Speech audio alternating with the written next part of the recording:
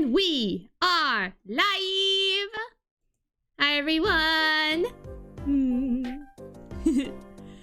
Wow, people coming into the stream before it starts, that's rare. It's not that rare, but...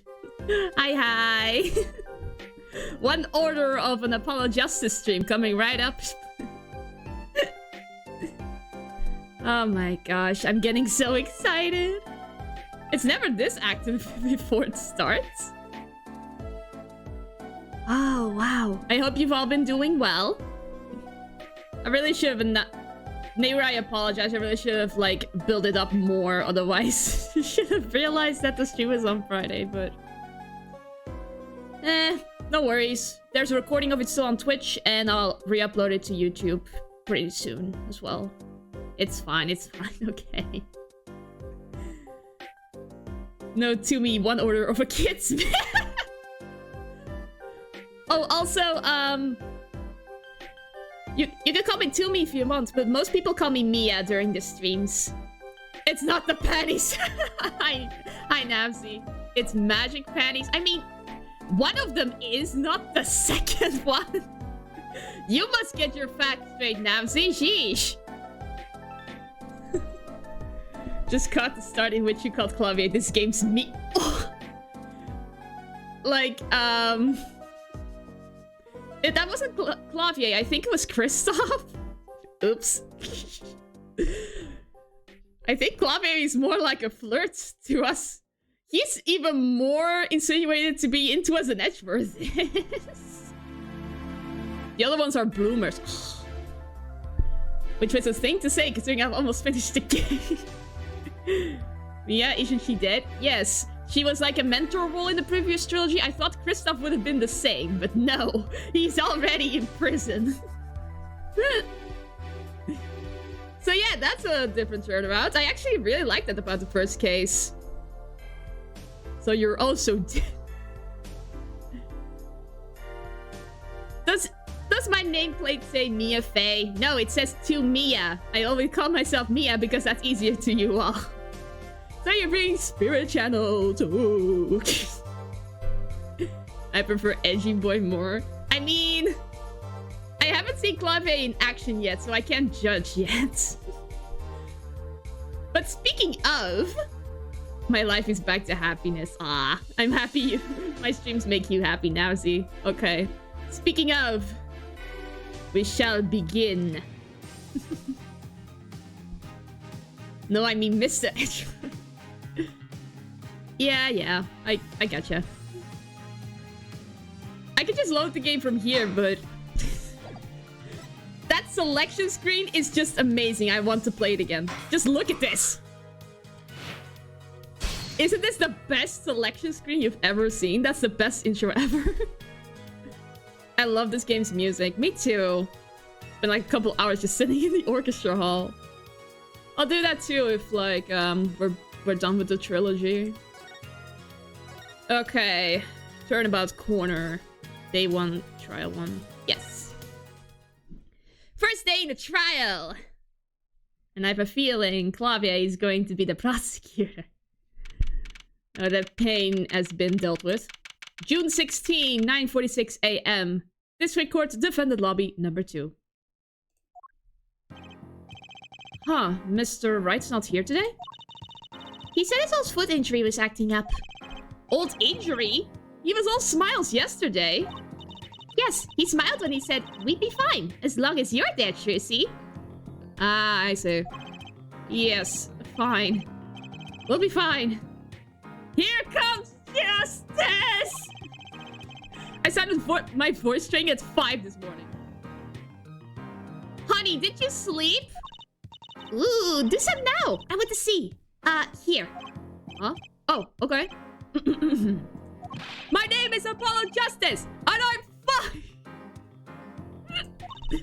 That's more like a positive reinforcement than actual voice training. It sounds more like a self-mantra than a voice training. Exactly. I'm fine. I'm fine. You know what I'm saying? Oh, hello. Good morning. Yo, sup? Hit me with the ghillie verdict, G. See if I care. You just hang loose and let things go with the flow. You know what I'm saying? Not really. Walkie, don't be running your mouth like that in here. See, that's the difference between me and you, old man. I ain't afraid of no cops. Real G's can't keep it real till they spend some hard time in the pen. You sweet summer child. You have no idea what you're getting into. You have absolutely no idea what you're talking about. See? Even your old man says it. Sounds like they've both been voice training too, Apollo. My worst fears realized. The trial's starting and I still haven't had a real talk with my client. He refuses to. He wants to be thrown in jail. Someone clearly doesn't know about the death penalty for murder. Oh my gosh, he really hasn't. He really doesn't know. Okay, 10 a.m. District Court. Courtroom number 4. There he is! Court is now in session for the trial of Walkie Kitaki. The defense is ready, Your Honor. Ready to rock and roll here, Judge. It's him! The guy from yesterday. He's a prosecutor? My god, my juice, you're clubbing. Glad there's a fan in here. There's only one. It's Mr. Gavin's brother. It's kind of funny that Kristoff's a defense attorney and Klavi is a prosecutor. That's kind of funny. Long time no see, Prosecutor Gavin. Were you taking a leave of absence? You know that little band I started in my free time? Thing is, we got real popular. Hard to say 9 to your fans when 3 of your singles go platinum, yeah? 3 singles go platinum! Holy, good job! I mean, who was... I need to get a good grasp of him first. I haven't seen him in action yet. I see. To be honest, I was a little concerned. I feared that you might still be distraught over that one trial. Not to worry, Herr Judge. I will miss this day in court for the world. It's worth even more than my VIP passes to one of my concerts, yeah? How could I pass up a chance to see the true strength of the little boy who bested my brother? Ah, that's what it's all about. You will get a lot of good action. I'm excited. It was worth canceling a show or two. What? That's like so many monies wasted, Claudia. Understood. You may give your opening statement to the court. Before that, I was thinking, is the air in this courtroom not a bit serious? It's a trial for murder. It is a court of law. Exactly. There's a way to get the crowd jumping here, Judge. They're not supposed to jump. This is a courtroom. Act 2, baby! Today we play my way. What? What's that noise? Is that like... Sometimes you have to get on up in order to get down. The prosecuting. This is crazy. The victim, Pal Maractus, director of the Maractus Clinic. The scene, People Park. He was found pulling a noodle stand. What in the world was the doctor pulling a noodle stand? Yes, I believe... You will only find that out by asking the defendant, right here, right now. Because it's an undeniable truth that he shot the victim. What do you mean undeniable? If you are to glare at anyone here, Justice, glare at the punk in the defendant's chair. His crime was witnessed. Quite clearly, you see. Ah, there was a witness? Why haven't I heard of this guy before? Very well. Please admit this witness to the court.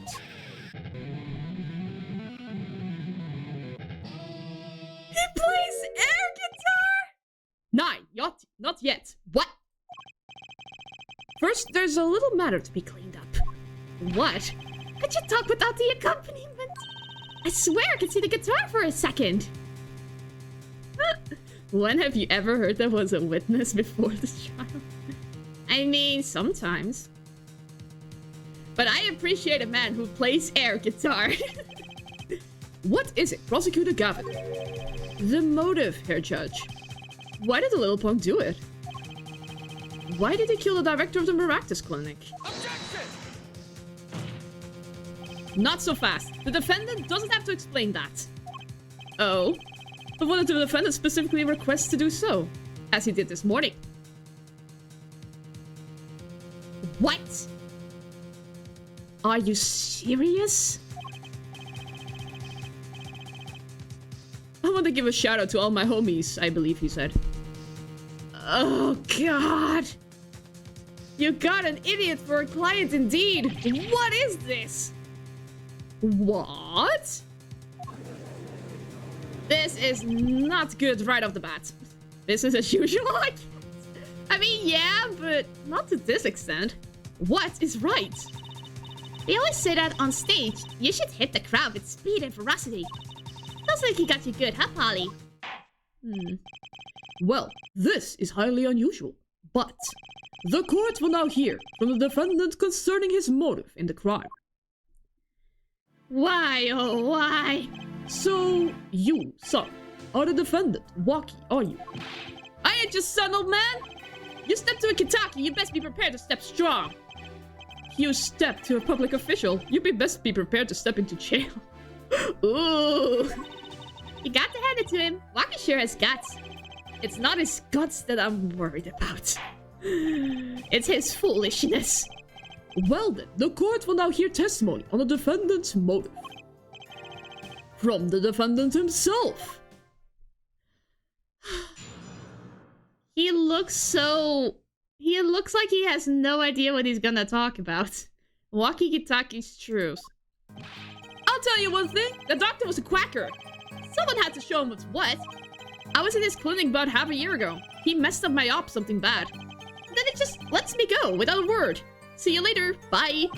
So I gotta go in, get another doc to patch me up again. That was the day I figured it out. No OG's gonna let that pass. That's why I went to his pad that night. Know what I'm saying? Huh? You're saying you were one of the victim's patients? A lot of stuff goes down when you're keeping it real on the street. True that. I'll tell you one thing. That doc was whack. Very well. The defense may begin the cross-examination.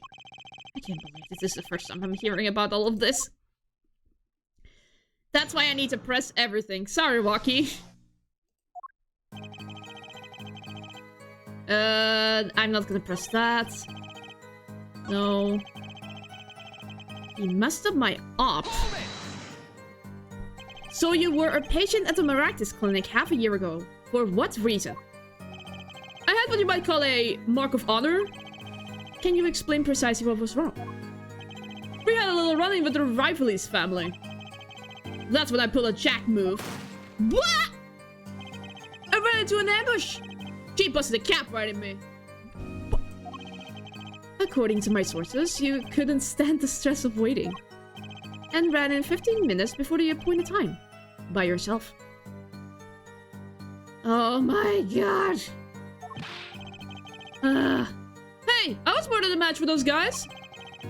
So you were carried to the Maractus Clinic from there. Apparently, he was shot in the heart. Shot in the heart, and he's still alive? I can catch bullets between my teeth, but I never learned how to catch them with my heart. The bullet stopped just short of my thumper, you know what I'm saying? I would have been golden if it weren't for that whack doc. Can't even take out the stupid bullet! So, as you say, the surgery was a failure. That ain't all of it, homies! He let you go without a word. What do you mean he just let you go without a word? What do you think it means? It's whack, that's what. I'm not sure what that means, but it sounds bad. Teenage lingo, Your Honor. It sounds as though her doctor wished to hide his mistake. This is why I let the defendant go. He's a liar, straight up! He's a better G than me! Okay. So this bullet is still... You know it? I can still feel it! Right there in my chest, running up against my heart! Can't catch bullets on the heart except if you got a lot of... Nasty. If you came up with that on the spot, then you are a genius. My gosh. Your words are like a bullet shot straight into my heart.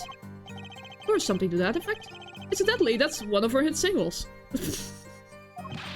Well, that sounds like a straightforward case of malpractice. Word, G-Man! Word no accent, that's for shizzle! Okay, we're done. You just... You really did just come up with that pun. Okay, good job there. It seems that there were issues with this doctor. Man, putting him down was like doing the world a favor. Wacky! Please consult your lawyer before saying things like that. Chin up, Apollo. Back straight. But why did this mistake only come to light that day? It was found during the family health checkup. The family checkup? That was the wackest thing of all! All that she's lining up, taking eye exams and all that. Better to die young than fade away, Bazoy! This kid! He really is so ignorant of the world. A relief to hear. Eh? What's a relief? Oh, did your father not tell you? That bullet you carry so close to your heart. If not attended to immediately, it could kill you. What? What? Yes, Herr Dr. Maractus has knowledge concerning this ticking time bomb in you. Knowledge that could have saved your life. No way! That's whacked! There is proof. Your checkup report. Results from a checkup performed at this checkup. Ironic that you would kill the one man capable of helping you. You're almost as careless as he was. Oh, that struck a nerve. I think he just realized what he really did. Uh-oh. Well, now that the place is hopping, let's get this gig started. Started? We've had enough of a warm-up act, yeah? Time to hear from the witness. Wacky sure is quiet all of a sudden. I'm a little uneasy myself. Yeah. Is this Gavin's strategy? Probably. Oh, hello. Who are you? So, you will tell us your name and occupation. Hello? My name is Wesley Stickler. By occupation, I take it you refer to some labor that profits society at large and supports a livelihood under which definition I must confess to being unemployed. However, we must acknowledge the meaning of identity, which is commonly attached to this notion of occupation. And once we have accepted this reality, we see that our confusion is not just thought per se, but arises from the vagueness inherent from all representations in thought. By which he means to say that he is a student. How did I manage to keep up with that? A junior at Ivy University, if I'm not mistaken. Wait, a junior? Why does he wear graduation robes then? What? Yes, the Department of Science and Engineering. Filled with curiosity for all things, I spend my days in pursuit of truth, honing my... Herr Stickler, please direct that curiosity to the case at hand today. Very well, Mr. Stickler. Please testify to the court about what you saw on the night of the crime. Okay. You ask quite simplistically what I saw. However, you must understand that Homo sapiens possess two eyes, each of these designed to receive and interpret data and images in the form of signals. He's easier to read along with than old bag, which I appreciate. A night in the park. That night, I passed through the park on my way home from shopping when I saw them. One man pulling a stand, another man facing him. I saw them quite clearly. The man facing the victim was the defendant. In his hand, he held, yes, a pistol. He was pointed at the man pulling the stand. A shot! The bullet hit the man pulling the stand from the front, square in the forehead. One sec. Yeah, I saw it immediately. A pompous jerk. Yeah, he really is. He really is so full of himself. Was there anyone else in the park at that time? I can say with 100% accuracy that there was not. The pistol our witness refers to is this. The court accepts this into evidence. Weapon left at the crime scene. 2 rounds were fired. The fingerprints were wiped. 2? Where's the second bullet then? Very well, Mr. Justice. You may cross-examine the witness. Yes, Your Honor. Let's go, Trucy. Rosenthal, no. How are you, gamer? I'm doing well. Hope you're doing well as well. Trucy, why are you staring like that at the witness? That man. I can't help but feel I've seen him somewhere before. Uh-oh. I think I know where they're going with this. I don't like this. Well, I know the contradiction already, so this will be quick. Can't I go quicker, please?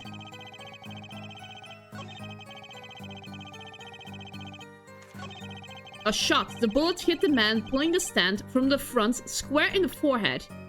The autopsy report says he was shot in the temple. Objection! Bingo!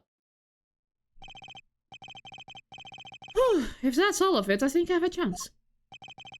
Is that you relaxing, I see here, Justice? Huh? Oh, Objection! Once is quite enough, Mr. Justice. Clovis just got Apollo all flustered. Apollo, pace yourself. This trial's not over yet. Right. Look at this. The autopsy report. Is there a problem with the autopsy report? Right, a problem. Problem. Yes! The problem is the location of the entry wound. The location? You testified that the killer shot the victim square in the forehead. Did you not? Ah, I have already determined your angle of inquiry. Oh boy, here we go. Allow me to explain. It's quite simple, really. First, understand that when I say square, I speak not of geometrical absolute. What do I mean, Abyss? For example, the reflection of a meter is that times the wavelength of the light emitted by a krypton particle, as we all know. In addition, it is a well-known fact that krypton particles are rare and invisible to the naked eye, which points to a basic fallacy in your line of reasoning, namely that... Mr. Justice? Yes? What's your objection to these, krypton particle things? Apollo is such an idiot. He really didn't say that's good enough. This is a big time and you're obsessed with something so small. You disappoint me. No! I'm obsessed with something big!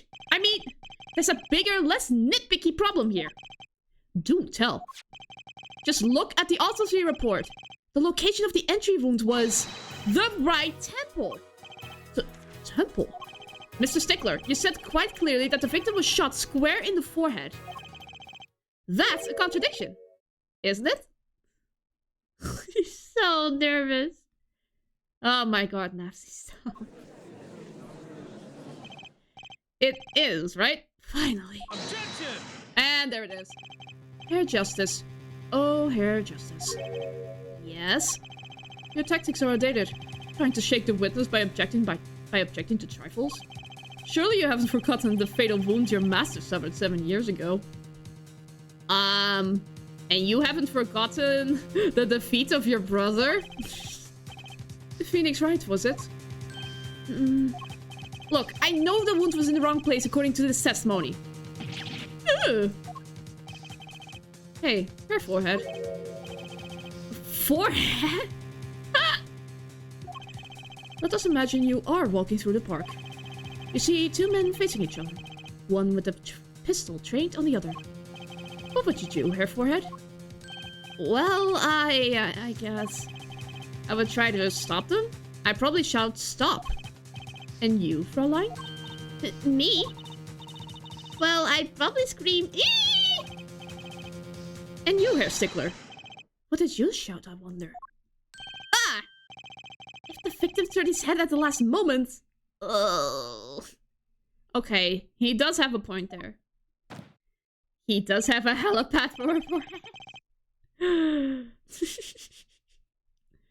Oh my gosh. Ah yes, thank you for jogging my memory. Ugh. It sounds like an addendum to the testimony is required. Okay. What do you have to say now? As soon as the killer raised his pistol, I took action. Seize this at once, you two, I cried. With composure. The victim turned in the direction of my voice, and a shot rang out. Whereupon our cowardly killer, the defendant, appeared to have become frightened. Tossing the pistol aside, he fled from the scene. Okay. I see, so you attempted to stop the crime. Indeed, with composure. Of course. Well, maybe the criminal wouldn't have fired if he hadn't shouted like that. That doesn't really matter now, unfortunately. Let's consider this new testimony, shall we? Observe the diagram, if you would. Okay. The witness, Mr. Stickler, was it? Stood here. He shouted, "Oh, stop, please," or something of this nature. And the victim responded by looking in the witness's direction. Ah, okay. So that's the argument. If the killer were to have fired at just that moment, as we can see, the bullet would have struck the right temple as in the report. That does seem to be the case. Witness the power of a junior in Ivy University's Department of Science. Why are you wearing graduation gown? Very well, Mr. Justice. You may cross-examine the witness. Okay.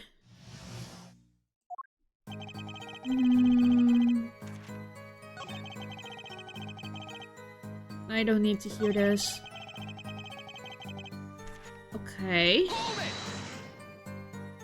Did you hear the gunshot at the same time as the victim turned? Indeed.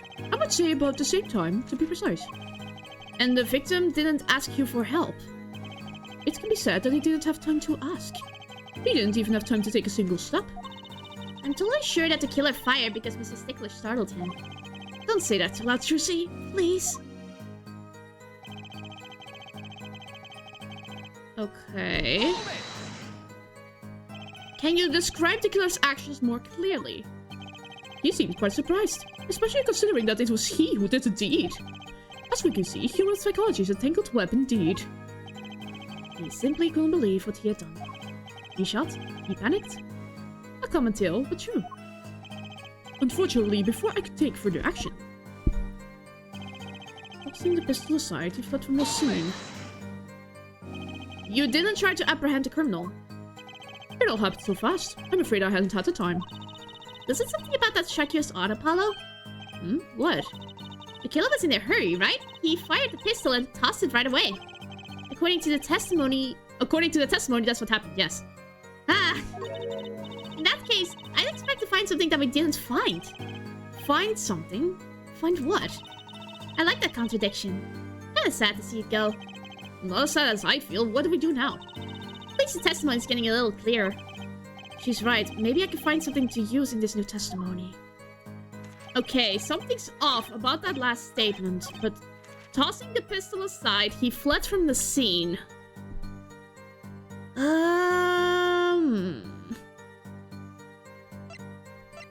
No.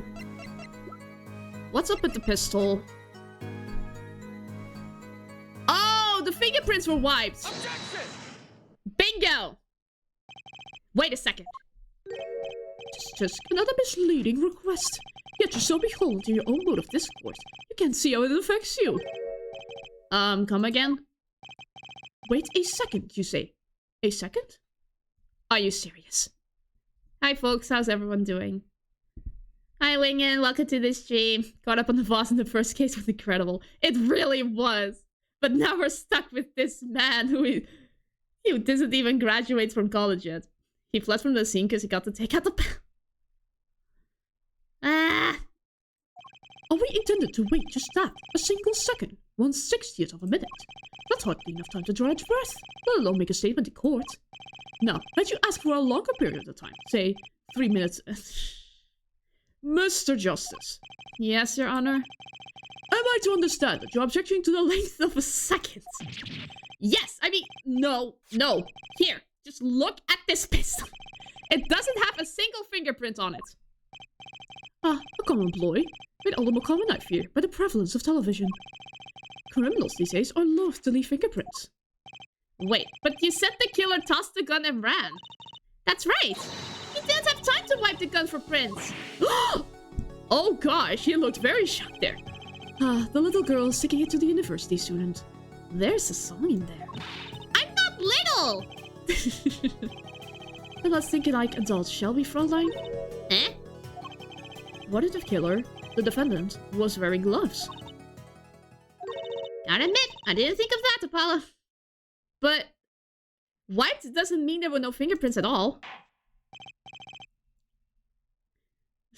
Well, Mr. Justice? Could the killer have been wearing gloves? No. The record of the murder weapon is very clear about one thing. The fingerprints were wiped, which means some trace of prints remained. Which contradicts your testimony. If everything happened as you say it did, he wouldn't have had time to wipe the pistol.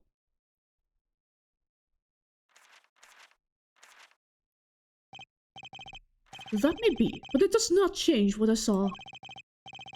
The killer, the defendant, he threw down the murderous weapon from his hand and fled. And this pistol was found at the scene of the crime, strongly suggesting that this was the weapon he disposed of. No, that's not true! He had a knife on him! That sounds so to me. Well, Herr Forehead, any of your precious objections? What gives, Apollo? Let's see that boy straight and get to work.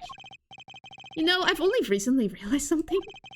No matter how much you train your voice, it doesn't matter if you have nothing to say. Ooh, that's a raw lie. What do you mean, nothing to say? Is it obvious from what the witness just said? Huh? Isn't what obvious? When he restated that what he saw just now, he said he saw Waki drop a murderous weapon. That's not the same as being 100% sure of what Waki threw away. You're right. He's just confused because a pistol was found at the scene. Poor Mr. Stickler. It must be hard to be so perfect, and yet so wrong. Well, it can be said that I'm quite offended. Well, it is indeed true that once in my youth I wrote a love letter in my own blood and was seized by the teacher, posted on the blackboard for all to see, and for this the appellation of poor might be well prefixed to my name, yet as for the issue that... Wait a sec, you wrote a love letter with blood? Why? What we can say for certain is that the witness saw the killer throw something. Does the defense have anything to say about this? Well, if what he threw wasn't a pistol, then it had to be something else. At least one person on the defense seems to be thinking. Oh! Ah, Clavier! That's some dedication for a letter. It's that's like a sign that you're a psychopath. Use ink like a normal person. Wipe that smile off your pretty face, Gavin. Do you think his face is pretty, Apollo? This judge. Perhaps you can inform the court as the nature of this something else. What did the killer throw away before fleeing the scene? The knife. Oh. I always do this. Here you go. Is that a sword? I saw one of those on the late night movie last night. Great. A sleep deprived judge. I mean, his face is pretty. Can't disagree with Apollo. I mean, he is a rock star for a reason. This knife was found at the scene of the crime, with the defendant's prints on it. His prints? Like Edward and Wright shit. I mean, they're making it even more obvious now compared to Wright and Edgeworth. It's even more obvious. Okay. The single piece of evidence proves two important things. One, that what the defendant threw down wasn't a pistol. Two, that the defendant wasn't wearing gloves. Indeed.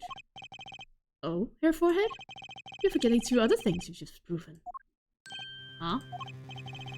One, that the man the witness saw was the defendant, Mr. Wakikitaki.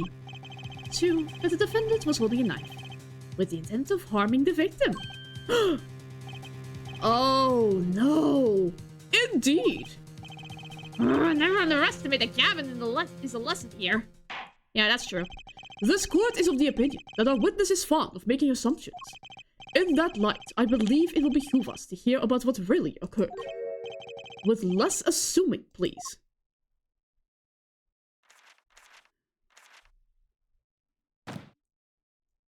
It is always the same with you people. Marx left the house on foot, and 5 years later his brother left after him. How long will it take for Mark's brother to catch up to him? Assuming that Mark never had to stop for a traffic light. Assuming. Yes, that's what I said. Assuming. As if that were a probable situation at all. Yet here you are, assuming that my own assumption is no better. Ah, this man is exhausting. What this court assumes is that the witness will testify as to what happened after the shot was fired. Okay, bring it on. What do you have to say? I could not prevent the killer from leaving the scene. Nor could I simply leave the scene in good conscience. Ergo, I used my cell phone to call the police. Until the police arrived at the scene 10 minutes later, I saw no one else. Why didn't you chase the killer? He was, as you say, a killer. Of course, I could have run him down. Yet what would he have done when cornered? Sadly, it takes more than an aptitude for solving quadratic equations to know that. Did the testimony early enough prove the defendant's presence at the scene? And do we not also now know that there was no one else there? It seems clear that we have our killer. Does it not? Does it not, Mr. Justice? Better find a way to take this testimony down quick. Okay.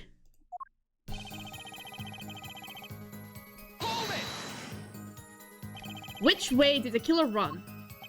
By that time, it was clear the killer had noticed me. Naturally, he ran in the opposite direction.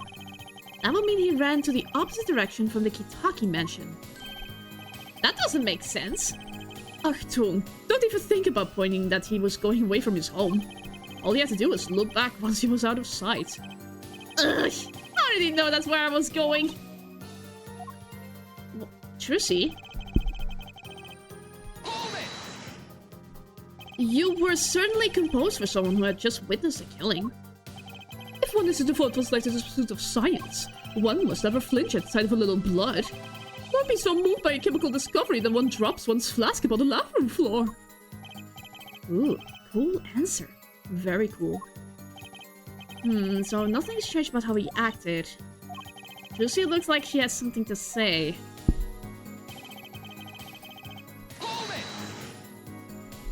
Wasn't your first thought to call an ambulance? It can be said that I have dabbled in medicine. The injury I witnessed, namely a shingle shot to the head, is the result in death. Ergo, there was no need for me to call an ambulance. Oh, a perfect syllogism. A proof in 3 parts. Exquisite, simply exquisite. He actually looks like he's going to cry. What is up, Trucy? Can you tell us in detail about these 10 minutes? I stood in a state of heightened unawareness. Anything could happen at any moment. Anyone could appear from any direction. Is that all? No one came. Nothing happened at all. I saw it all, which is to say, I saw nothing. It was late at night. It's not odd to think there will be few people around in the park. So he just stood there, watching. Not much to go on there. Trucy, if you've got something to say, by all means say it. I can't find a single problem with that testimony. Had enough at last, her forehead. Maybe it's time to back off a bit.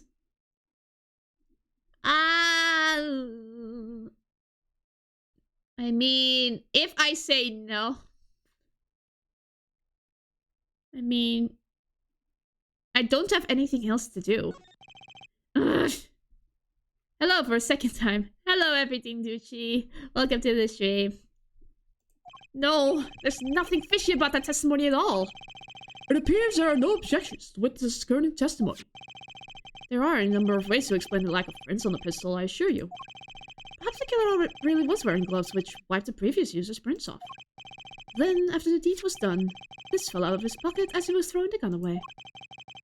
A mistake befitting of a small-time punk, in my opinion. No! No! Wait! It seems we've come to the end of the line here. And I'm gonna be in jail. No, that can't be all! How unfortunate. It seems that you were encouraged to stand on the same stage as me. Were you, Herr Forehead? I believe this brings the cross-examination to close. This court will now declare a verdict for the defendant, Walkie-Talkie. No, I shouldn't have backed down when I could. What? Ah! What? What is happening? What? Trucy? Nobody move. What's the meaning of this? Who are you? But, Claudia, why are you just standing there? There'll be no verdict in this court. Not yet. Wait, are you one of the Kitakis? The Kitakis? You mean the notorious gangsters? If you don't want to see me give the pretty girl a new smile, do as I say. Adjourn the court for 20 minutes. What? This court will now bow to pressure from the likes of... Here, Judge. I see the little point of hurting aggravating this gentleman. Recess. 20 minutes, or I promise you you'll regret it. Well, wait! How did it disappear so fast? Come to the defendant lobby, Apollo! I suppose I have no choice but to adjourn for a 20-minute recess. Bailiff, catch that mysterious man. Thanks, scary mystery person, keeping Mia out of jail. I mean, yeah, but... now Trucy is close to death. To be continued, of course.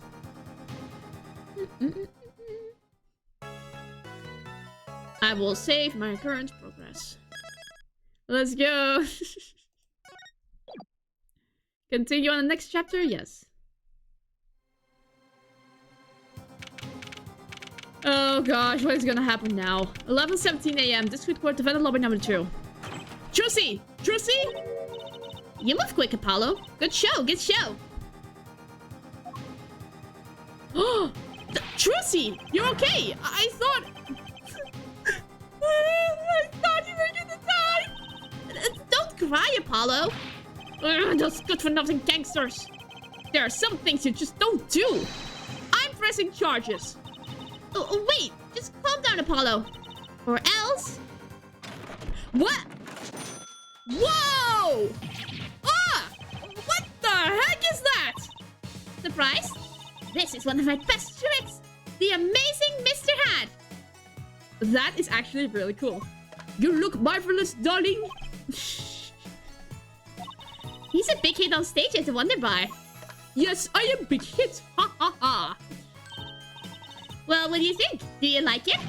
You Trucy! There are some things you just don't do! I mean, he's got a point there. I'm pressing charges! Apollo, now's not the time to be threatening me. It's you who's being threatened here. Huh? Remember what you said to Waki's father yesterday? You promised you'd save his son. But the testimony was rock solid. What are you suggesting I do? Look, once the judge declares a verdict, it's all over. If I can use my talent to stop that from happening, I will. Trucy, no more stage abductions, please. I'm not talking about magic, Apollo. I know when the witness isn't confident. I can perceive what he's feeling. Really? Is kidnapping legal if the kidnapper and the kidnappee are the same person? Trucy's got herself into some legal troubles there. It might not mean anything, but it's all we got. You can see what he's feeling. Think back, Apollo. Think back to the times when there was a contradiction in his testimony. All the times. All the times was a contradiction. I remember. Well, I think I remember them, sure. There were 2 times when he made statements he wasn't confident in. And each time, there was a contradiction. In his hand, he held, yes, a pistol. It was pointed at the man pulling the stand. Tossing the pistol aside, he fled from the scene. Oh, I see. He's fiddling with his book. He said the man tossed aside a pistol, but it turned out he wasn't sure. And sure enough, there was a contradiction. Well, that's true, but how does that help us? Didn't you notice anything? Whenever he made a statement he wasn't confident in, he displayed a certain habit. In his hand, he held... In his hand, he held, yes, a pistol. Did you see it? The very moment he said the word pistol, his fingers got all tense, and he fiddled with the corner of a page in his book. How am I supposed to see that? Well, I could see it. How else do you think Daddy went 7 years without losing a game of poker? What? What? What? I always text to Daddy during big matches. So he did cheat. I could see what his opponents were feeling.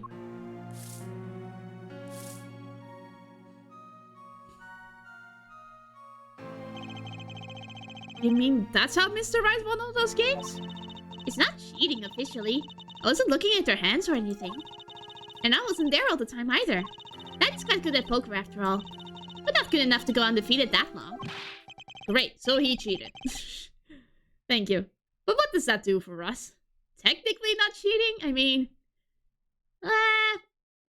Trucy can basically read through poker faces, so... Yeah. I don't believe this. You have to listen to his testimony one more time. No, scratch that. You have to watch his testimony. Perceive the truth. Watch a testimony. Perceive the truth? The only thing I'm perceiving is I'm going to lose. Not true. Daddy said so. He said you have the power, Apollo. Mr. Right said that? Watch the testimony. Perceive his true feelings. Is she serious? Wait. That thing that happened last trial, is that the same as what Trucy can do? Time's up. Sorry, I can't think of any other way out of this one, Apollo. What was that she said before the trial started? Oh, Mr. Wright's not here today. He said Edel's foot injury was acting up. Yes, he smiled when he said we'd be fine, as long as you dare, Trucy. Is this what he meant by us being fine? Well, messes aside, she did avoid one guilty verdict already today. Time to show this court what I'm made of. Get ready for justice! This quote of his... I feel like I'm watching like an MCU version of Ace Attorney. Let's do it. Apollo. You know, I'm starting to think I could do this. I knew you could do it all along. Oh, one more thing. Hello. Try to cover from Mr. Hat as best as you can. I just flew in from the coast, and boy, are my arms tired. Right. I'm gonna take a sip of water for a sec.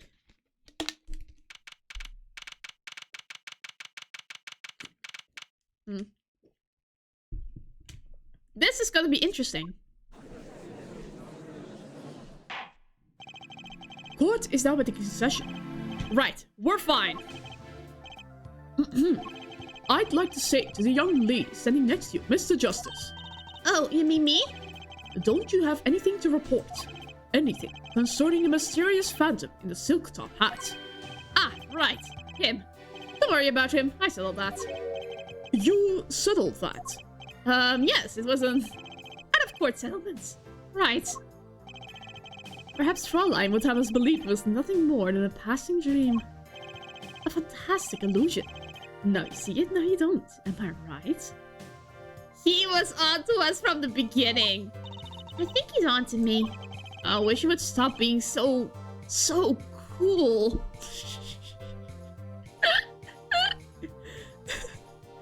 You have such a crush on him, Apollo! Well, suspense with these niceties, I get straight to the matter. What are your plans for our gifted witness? Right. The defense would like to request another cross-examination. Because I forgot to ask something. There was no issue with the witness's previous testimony. I will grant your request. However, but this court will not permit stalling for time. Understood, Your Honor. Don't forget, Apollo. When he isn't sure about something, he has a habit of fiddling with his book. So I have to press him again.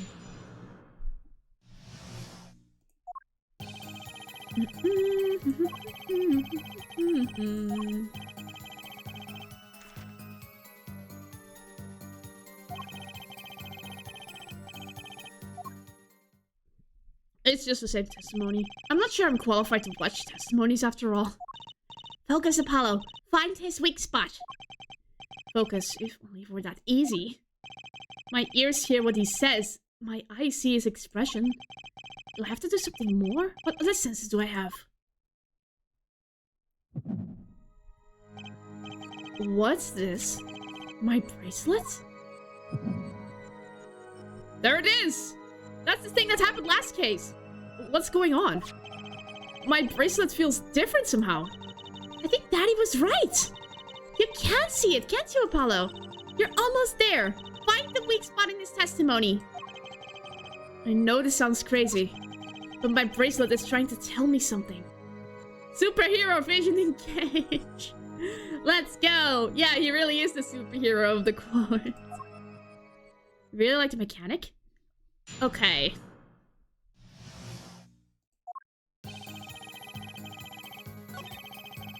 There's something off with the third statement. So you called immediately after witnessing the murder? The police undoubtedly have a record of the call. Why not check with them? Wait, Apollo. This has to be it. Wait, you mean his habit? When he isn't sure about something, he has a habit of fiddling with his book. The only time he even had the book open was here. Which means this is the place to look for this habit. I don't know how I know, but I know. Now what? It's my bracelet. It's different somehow. I can feel it reacted to something about the witness. Your bracelet? Oh, there it is! I'm not sure I get this focus stuff you were talking about, Juicy, but I have a feeling that trusting my bracelet is the way to go. Okay, I just need to touch my bracelet with R's that reacts to the testimony. Oh boy! Here we go! What's going on? I can see the witness's face, his expression so clearly. It's failing my mind! I can see nothing else. Hear nothing else. Apollo? Tracy? What's happening to me? This is what I meant by focusing. Focusing. In this state, you can see everything, Apollo. Everything the witness does. That's great, but this is kind of freaking me out. Just look for Mr. Stickler's switch. His habit. You remember it, right? Sure, when he says something he's not sure of, he fiddles with a page of his book. You got it. Right now, you're looking for the witness's face. And your eyes are sort of bugging out. I'll bet they are.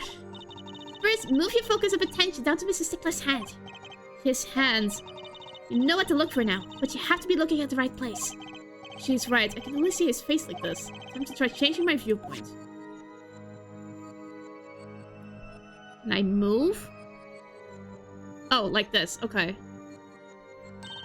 Perfect, now you're really ready. Ready for what? Ready to perceive the truth behind that switch.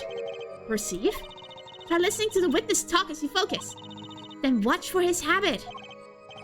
Right, you mean when he fiddles with the page. That's right. That's your signal to look closer, to perceive with R. Find his weak spot and I guarantee we'll be able to give him the royal flush. Spoken like a true Pokerhead starter. Oh, hi Pikachu, welcome to the stream. Everyone is coming by today, I'm very honored. Thank you very much, guys. I'm a magician, thank you very much. So yeah, so I have to pay attention to his words and his fingers. Don't worry if you miss it, you could always try again. Right, look out, nervous twitch, here comes justice! I used my cell phone. Gotcha! Oh, I can pause on the parts of the line and then look closer. I saw it! Just now I could see it! Mr. Justice, do you have something to say? Oh, this banging of desks. It is quite bad for my circulation, you know. Mr. Stickler, allow me to ask you a simple question. Why did you fiddle with the page of your book just now? The very moment you mentioned your cell phone. What are you talking about? I'm curious now about the cell phone of yours. Mind if I ask a few questions? What to ask? What to ask? What a pretty boy, right? If you're talking about Stickler, I'm kind of questioning. No, I'm not gonna say that.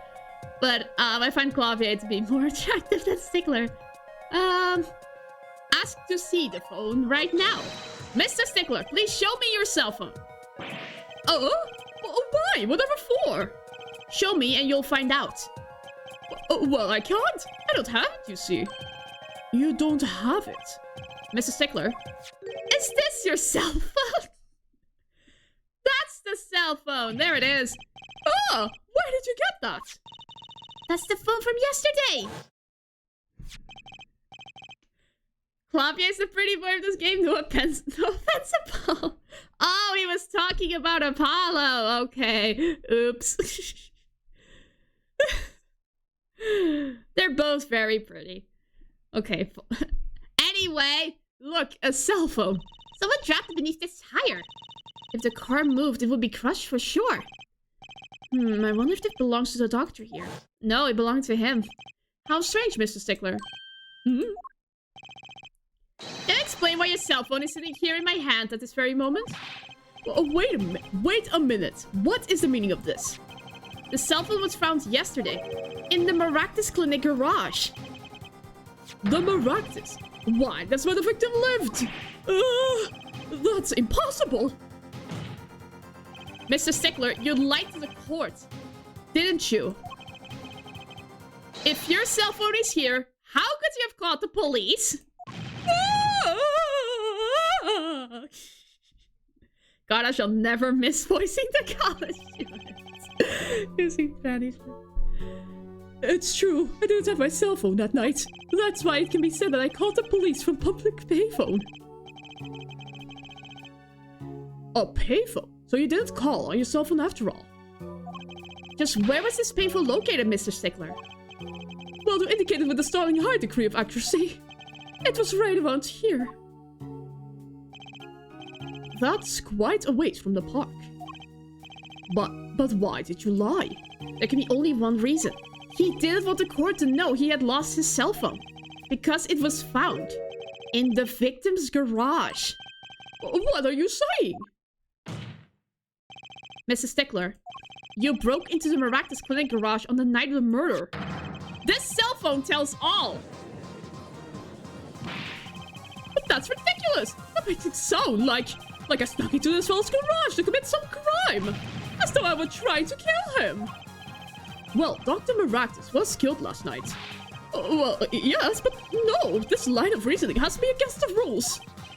Yes, it's true. I lost my cell phone. But you can't prove that I lost it that night.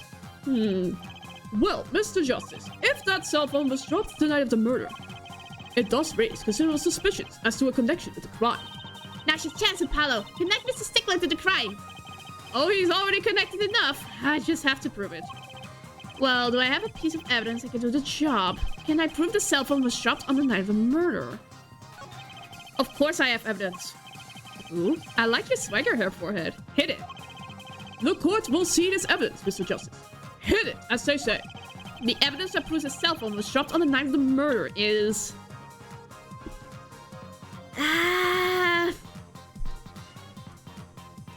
It was under a car that went through an accident.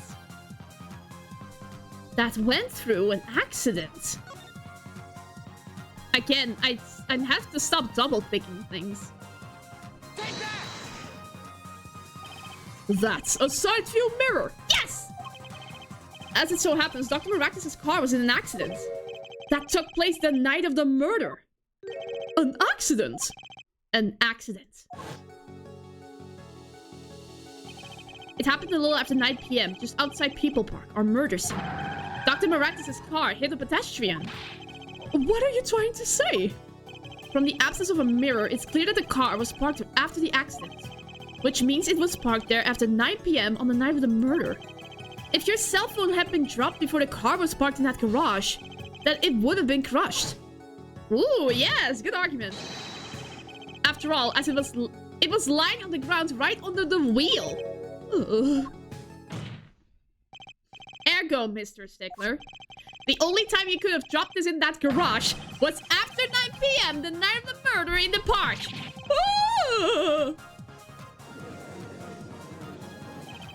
Mr. Stickler, you know what this means? You did break into the victim's garage that night. This is most unexpected, Mr. Justice.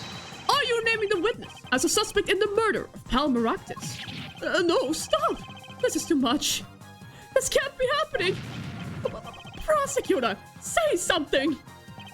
I suppose it is worth saying this. No connections have been found between Wesley Stickler and Pound Maractus. That is, other than this. Voice acting still on point, I love it! I do my best, it's... I believe our next testimony will be most revelatory. Is the witness prepared? Yes, Your Honor. I know that face. That's the face of guilt. I know what it is. Why? Why go after pennies? That night, yes, I went to the supermarket. I must have dropped my cell phone on my way back. And when I was walking through the park, I happened to witness the crime. I saw the killer, the victim, the stand, all as clear as day. It was him. I saw the defendant at the scene. Okay. Yes, but your cell phone was lying in the garage. Ah, yes, well, as you can see, my model of cell phone has a defect. It is given to rolling. It's quite a pain when I drop it along the side of the road, you know. Looks like a normal cell phone to me. In any case, Mr. Justice, a cross-examination, please. That's funny. My bracelet didn't react at all during that testimony. Hmm? His nervous habit must not be acting up.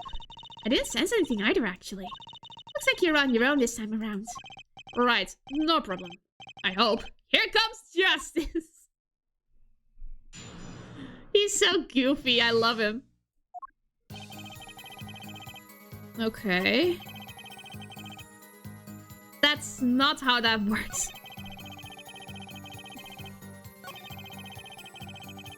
Okay. Can you explain more about the scene in detail?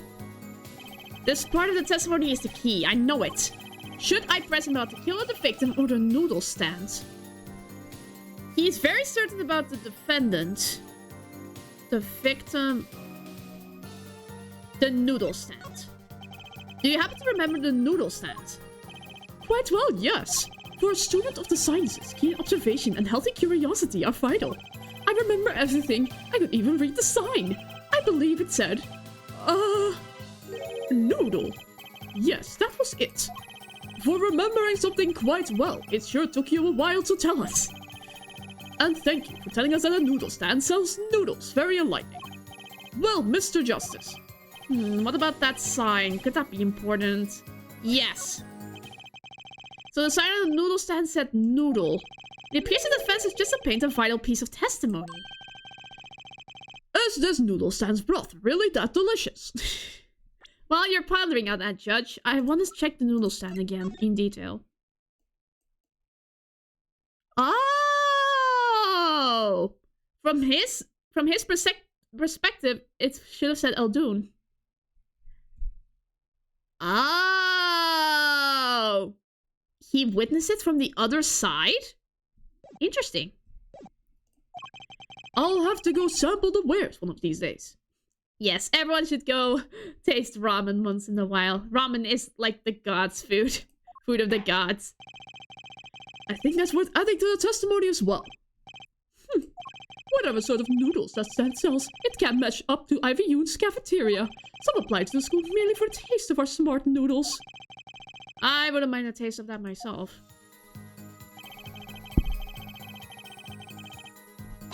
Oh, I said press. Oops. So the sign said noodle. You're absolutely sure. Oh my gosh, I did it wrong. He's gonna call us out for being an idiot. Noodle's good. My favorite is cold soba. I never tried cold soba before. I would like to. Let me be frank. Yes. In fact, the word unsure isn't even in my dictionary. Or the word uncertain, or... He was wasting time looking that stuff up. Noodle, eh? I like that. It tells you what you're getting. No nonsense. Tells me a lot more than that, actually. Why are you smiling like that, Apollo? Oh, I can go back! Okay, best addition to the game. I can go back with testimonies. Here you go. Objection! And you're absolutely sure the sign read noodle. Why, just last week, my professor offered me this praise. At least you have good eyesight, Stickler. I'll give you That's a passive-aggressive comment if I've ever seen one. It read, without a doubt, noodle. I see. What? Why are you looking at me like that? Is that pity I see in your eyes? Let's take a look at the map, shall we? So you're claiming that when you saw the sign, you were standing... here, was it? Although it would have been a bit hard to read the sign from this spot. You think so? Mr. Stickler, I'd like you to please take another look at the stand and to carefully read what the sign says. Eldoon. See? The sign actually states the name of the stand's owner. Eldoons. Inconceivable! I'm certain it was definitely Noodle for sure. Positive. I'm afraid your professor was wrong about that eyesight. Wow, this from the judge there. I wouldn't be so quick to jump to that conclusion. The sign he saw changes everything. The witness says the sign said Noodle, but he saw it right. What would you say if I told you that there is one spot from which the sign would be read, the way Mr. Stickler claims? What? Mr. Just, show us this spot. The witness actually viewed the stand. The witness actually viewed the stand with this location. Here. From here. The witness was standing here, on the opposite side. How do you know that? When viewed from the south, the sign on the stands read Eldoons, as we know. However, observe the other side of the stand. Oh, this side says Noodle. Exactly. The name of the stand is split between the front and back sides. Mr. Stickler, you lied to the court. You witnessed the crime from the northern side of the park, not the south. Ah!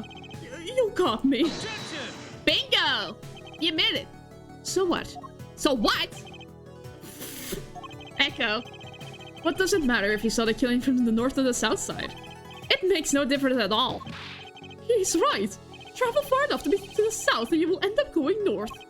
Viewed on a global scale, directions are utterly without meaning. Actually, maybe he's right. What does it change? It changes everything, Apollo. Trucy? Remember his testimony from before. So to be honest, I'm a little scared of where this is leading. Me too, Trucy. Oh, there's the trash can.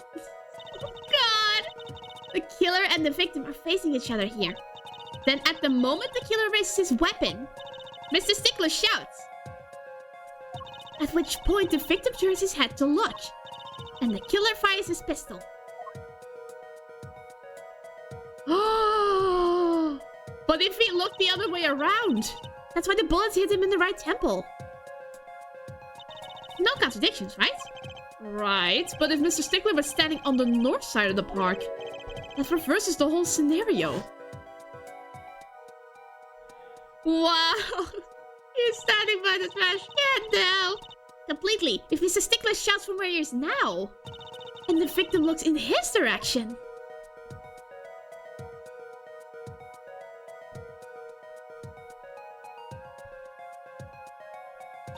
The bullet wounds have to have hit his left temple. Aha! In other words, someone standing at point K couldn't shoot the victim in his right temple. It's impossible. That's right. So now that we know that Mr. Stickler was standing on the northern side, the wound location takes on an entirely different meaning. Indeed, you are absolutely correct, Fraulein. What meaning? The entry wound was on the right side of the victim's head, correct? Well, the right side of the victim's head is north. But that's where the witness was saying Stickler was standing. Correct. If he was standing to the north, then the only person here who could have shot the victim in the right temple was Mr. Stickler himself. Yeah!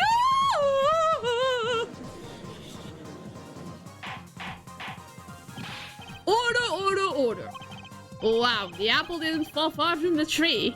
Yeah, she really is his daughter. She's flipped this whole case on his head while I was still figuring it out. Objection!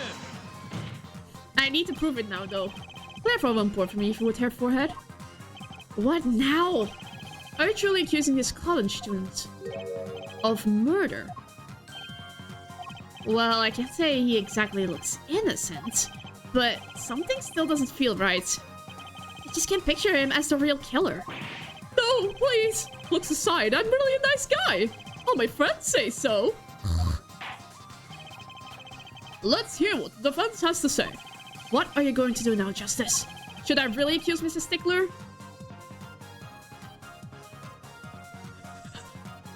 Here it comes! Here it comes! Oh god! I don't think Wesley Stickler is a killer, but he's not innocent either. His unusual silence tells me that much. Mr. Stickler, you seem unusually quiet. Tell us why now. The word confession isn't in my dictionary. The sisters, hair forehead. I'm afraid it falls to you to elucidate her Stickler's silence. Mr. Justice, you did say you were accusing a witness just now. For a crime other than murder. Your reason. The court's all ears. Ugh, I know he's guilty of something, but what crime other than murder is there? Do I have evidence that shows he's involved in some other crime? Your evidence. The court's all eyes, Mr. Justice. Show us evidence that points to the witness's involvement in the crime.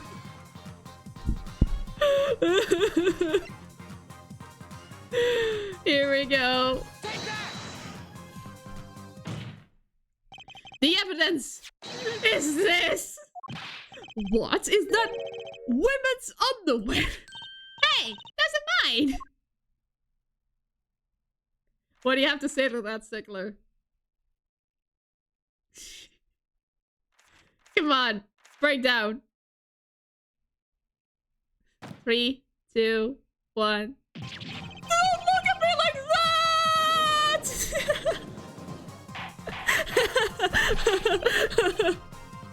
Order, order, order! Mr. Stickler, while I can't say this comes as a shock,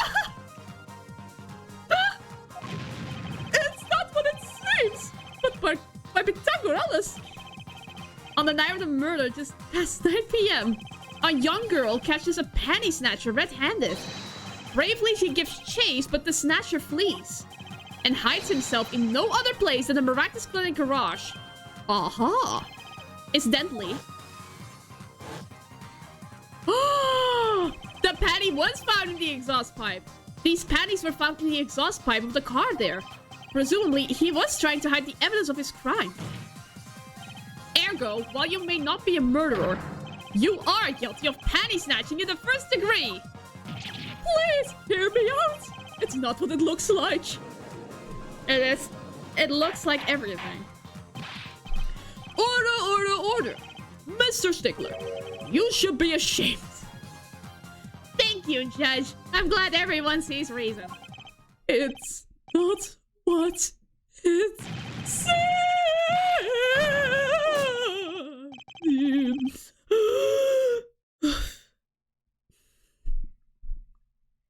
Well, that's the face of despair. So are we to understand that you were silent not because you were guilty of murder, but because you lacked the courage to admit your theft of this girl's undergarments? Perhaps you are not aware that my school's name was originally written IV. I stands for intelligent, and V stands for valiant. See? Your point. I'm not done. Now, I'm a major in the science department. And what does science teach if not curiosity? Yes, we of the IVU science department are violently curious. No challenge is too daunting, and what greater challenge to science and mystery? Panties are a mystery? Come on, you're talking about the girl's panties here. Best response, Apollo. No, you do not understand. A mystery is the unknown, and the unknown is unacceptable. And my friends, when it comes to mysteries, those panties are the promised lands. Say what you will about Stickler in his creepy ways, but Mia's giving him some excellent voice work. Ah, thank you. And my friends, when it comes to mysteries, those panties are the promised land.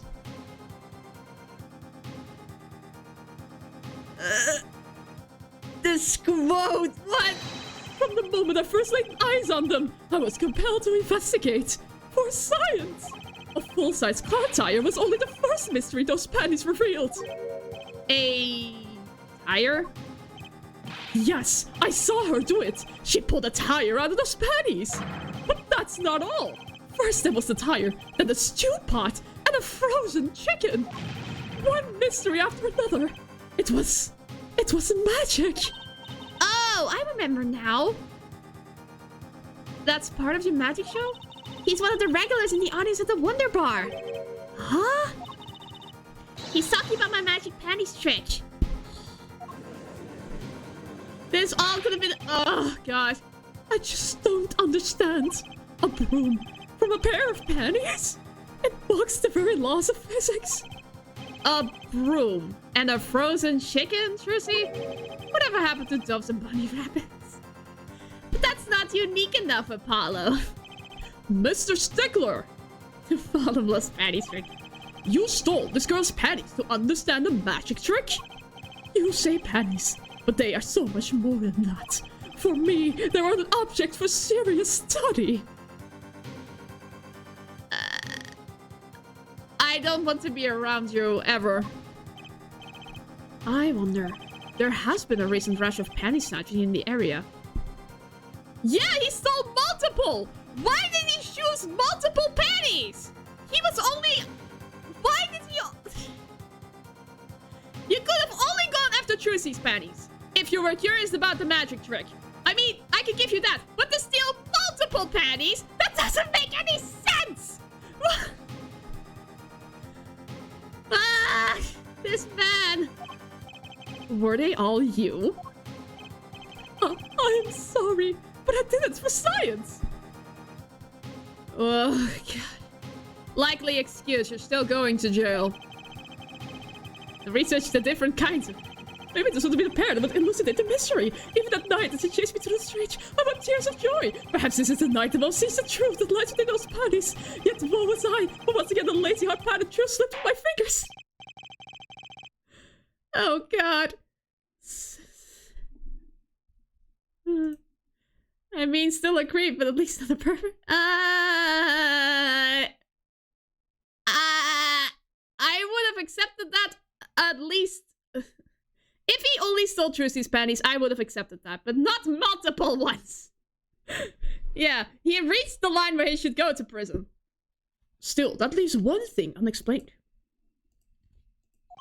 Ah, you refer to our witness's other lie, yes? The witness claims he saw the crime from the south, but was in fact in the north. Indeed. Would anyone care to explain why he lied about that? Oh no, not arguing who should go to... Not arguing he should go to prison. Okay.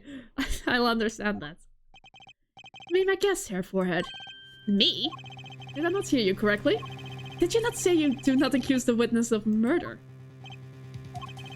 Why didn't this witness lie about his location at the time of the shooting? Or have you no idea? Hello? There's something about the way the diagram is arranged right now. When you think about it, right when Mr. Stickler was standing, isn't there?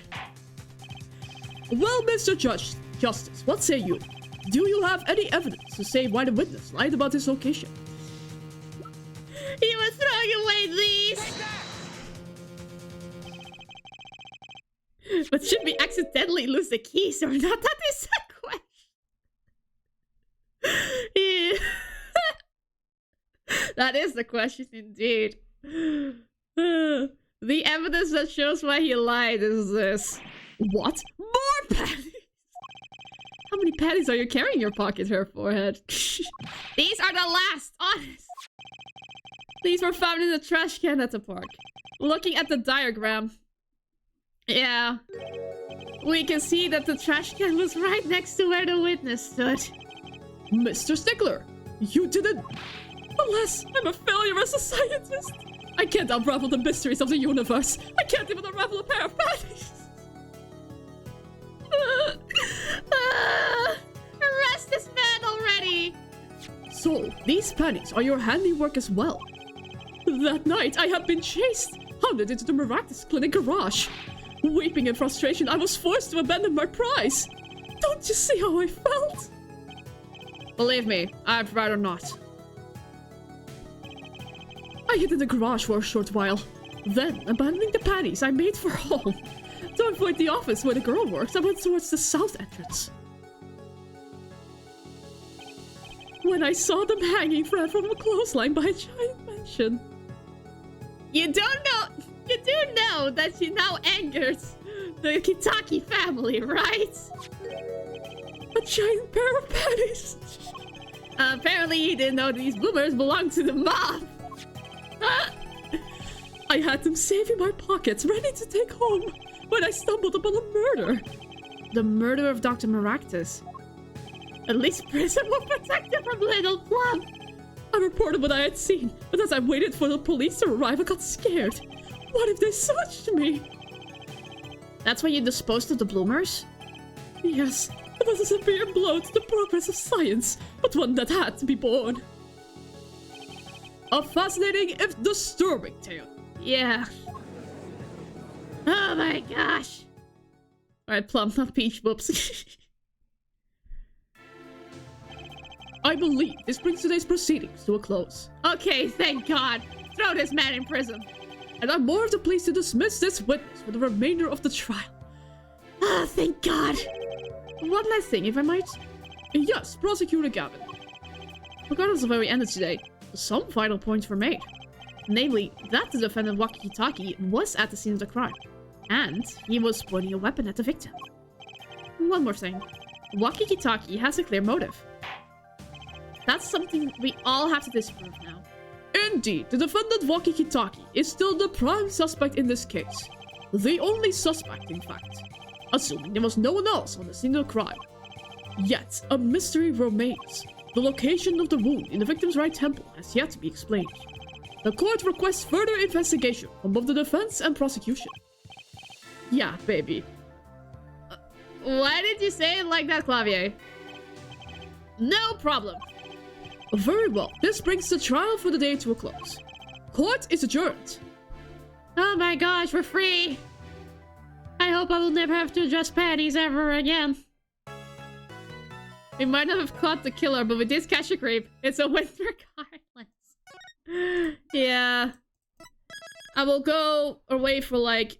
I will disappear for like 3 seconds. I need to do something real quick.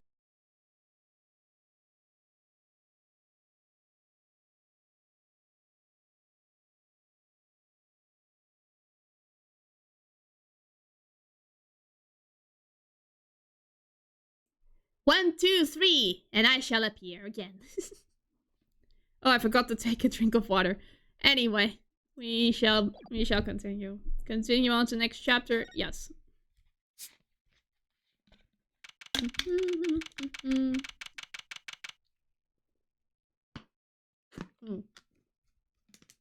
June 16, 2:23 p.m. Right anything agency. Ah, what a train wreck that was. I'm glad we made it out of the trial alive. Really? I had fun. And Waki made it through the day too. Everyone was too obsessed with panties to bother with the real case. But it was good publicity. Imagine the crowd in my show tonight. You should come, Polly. Yeah. Hello, Mr. Hat. The amazing Mr. Hat will be making an appearance. Hi, folks. I'll be here all week. That's about enough of her. Hello? Miss Tiala! Thank you for today. The trial went well. Oh, right. No problem. Do you think Waki will be okay? Well, he's not guilty. Yet. Please, you have to help him. We're supposed to get married next month. Oh, congratulations. Way to put the pressure on the guy. Please let me know if there's anything I can do to help. Are you sure about marrying into the Kitaki family? I'm fine with it. And I love Waki with all my heart. Aw, that's so sweet. So it doesn't bother you that you'll be, married to the mob? I don't think so. My parents are against it, of course. Say, when did you and Waki first meet anyway? Good question. Miss Yala doesn't look like the type to have gangster connections. Oh, we met at my old job, actually. Ah, office romance. She's not very forthcoming with information about herself, is she? Did you know that the boss is trying to get out of the business? Really? Mr. Kitaki wants to quit being a gangster. He's trying to transfer his assets into a normal company. He only announced it recently, out of the blue. I heard there's quite a lot of confusion in the ranks. I wonder if this explains that apron. I can't imagine Waki going along with that. He's highly motivated, isn't he? That's not the word I would have used.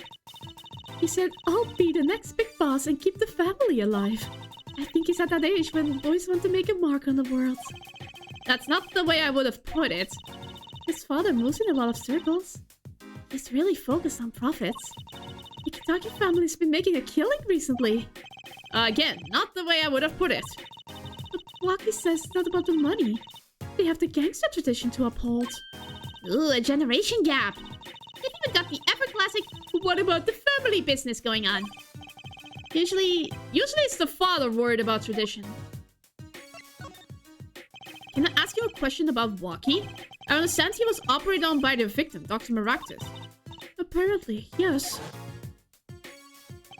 I was in Excluded about half a year ago. He must have made up something bad. And then he just lets me go without a word. See you later. Bye. So I gotta go in. Get another doc to patch me up again. Yes, it sounded horrible. Waki has always been fond of fighting, I'm afraid. I'm not sure it qualifies as fighting when pistols are involved. Mr. Gavin was saying his life might be in danger, wasn't he? No, that can't be right. I'm sure he was just trying to scare us. It's scary to think that a surgeon might make a mistake. But it's even scary when he tries to hide it. I'd like to know a little more about this operation. Maybe it's time to pay the Maractus Clinic a visit. I should be getting home now. Waki's in your hands, Mr. Justice. Right. Leave it to me. Apollo, I think you're only making her more nervous. Sorry, I'm new at this, okay? It's alright. I believe in you. Alrighty. Let's see if we can speak to Waki again. June 16, the detention center, visitor's room. Looks like Waki's out for questioning. I really need to talk to him. I guess we'll come back later. Excuse me? Yes? The other suspect is all through with questioning, sir. Other suspect? Other? You mean the panty snatcher? Wesley Stickler. So they arrested him too. He is in jail! Hooray! He is in jail! Alright, let's have a little chat with Mr. Stickler. I hope I don't regret this. Good job! We did a good thing today. He is a valuable witness. He is a bit precious, I'll give him that. Ugh. Please, keep this brief, if you would. I'm quite busy. I need to finish this paper. Ah, it's you! Mr. Stickler, we'd like to have a few words with you. Very well, as long as they're few. Nothing would make me happier, believe me. Mr. Stickler, on the night of the murder, you stole... Wait, I can't help but feel that I'm being misunderstood. How exactly? Yes, that night, I obtained a pair of panties, it's true. However, it was my burning curiosity that drove me to do it, nothing more. You wanted to know the trick to my panties, right? Your hair too? Oh, great Rosie, teach me! Eh? I must know the secret of your panties! My very existence hides in the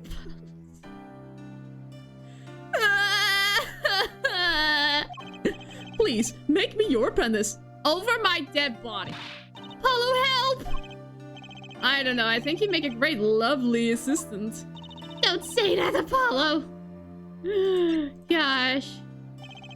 Could you relate what you saw the night of the murder to us one more time? Why not? Though it hardly differs from the testimony I gave in court. The defendant was there, in the park that night. Of this, I'm quite certain. He was pointing a pistol, or something like that, at the victim. That's when I sounded, "Stop, you two! Let's resolve this like gentlemen!" And the next moment, a shot was fired. And this is all true, really? My panties are gone, my innermost heart revealed. What further reason could I possibly have to lie? I can't think of anything he'd want to hide more than panty snatching, true. Sounds like Waki was at the scene of the crime after all. I wish it weren't so. I'm not gonna give him any more of my time. Let's go to Kentucky Mansion first. I need more information about Waki's surgery. Hello, little plum. Yipes, she's back. Hey, you two, over here. Us? Yo, little plum, what's up? I think all this gangsteries is a negative influence on Jersey. I heard you retrieved my bloomers. Well, I was just doing... But a man speaks clearly and takes credit when it's due. You caught the thief, didn't you? Yes, sorry, I caught him. You're cute when you're nervous, Polly. I'll deal with you later. But enough about bloomers. What about my son, Waki? Waki, well, he's, Clearly. Yes, ma'am. This is why I was kind of hoping we could avoid coming back here. He's really everything you'd expect in the boss's son. I'm going to be a gangster, dude! The life does have an appeal for that age. Particularly for boys. Yeah. What? Don't look at me like that. He was shot in the turf war about half a year ago. Yes, we heard the story from Waki. But he didn't tell you the whole story. You know, even if he had a pistol then, he couldn't have shot anyone. What? He acts like he's hard, but he couldn't shoot someone to save his life. I should know. I'm his mom. Her words do have a certain weight to them. Hopefully, when this is all taken care of, he and the boss can sort out the differences. The boss? You mean Waki's father? They didn't seem to be on the best terms, did they? It's true. One of our pistols is missing. Ah! The murder weapon was from this mansion. We kind of figured, given the difficulty of obtaining it to come these days. None of the rank and file have access. Only the boss, myself, and Waki could have taken it. I see. Sure, the cops will continue tromping all over the mansion because of this case. Maybe this is a sign that it's time for a change. She doesn't seem to be too concerned, at least. What do you think of the fiancé? Yeah, Waki's fiancé. They're getting married next month, correct? I suppose. She's been staying over lately. You don't look too happy about that little plan. How did you guess? Even I could tell that. Could you tell us more about her? Waki brought her home one day. Says he wants to tie the knot. I can see why. She's so pretty. Oh, she's pretty enough. But, you know. Nah, it's probably just me being suspicious. Stay in the business too long, and you start to only see darkness in people. Get a nose for it. A nose for people. A nose for trouble. I wonder what the problem is. It's like a gangster's only version of female intuition. The boss may act tough, but that boy means the world to him. Waki seems, well, it seems like he's against his father's position. It's to be expected. We're in a bit of a transition now. Trying to cut our ties to the shadier side of the street and do more on the up and up. Waki isn't too enthusiastic about the change, it's true. But why the change? Is the gangster thing just not paying the bills? It pays, but we need a lot of money right now. Clean money, that is. Interesting. I see. Something must be up. He'll see things the way the boss sees them. Someday. Okay.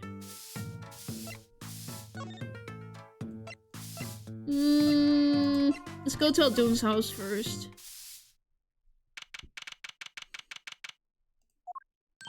Hey, it's Mr. Aldoon! Oh, Mr. Aldoon! What's wrong? So, you found my stat. That's why I'm here. To thank you. Ah! But now it's a crime scene and they won't let me have it back! That's also why I'm here.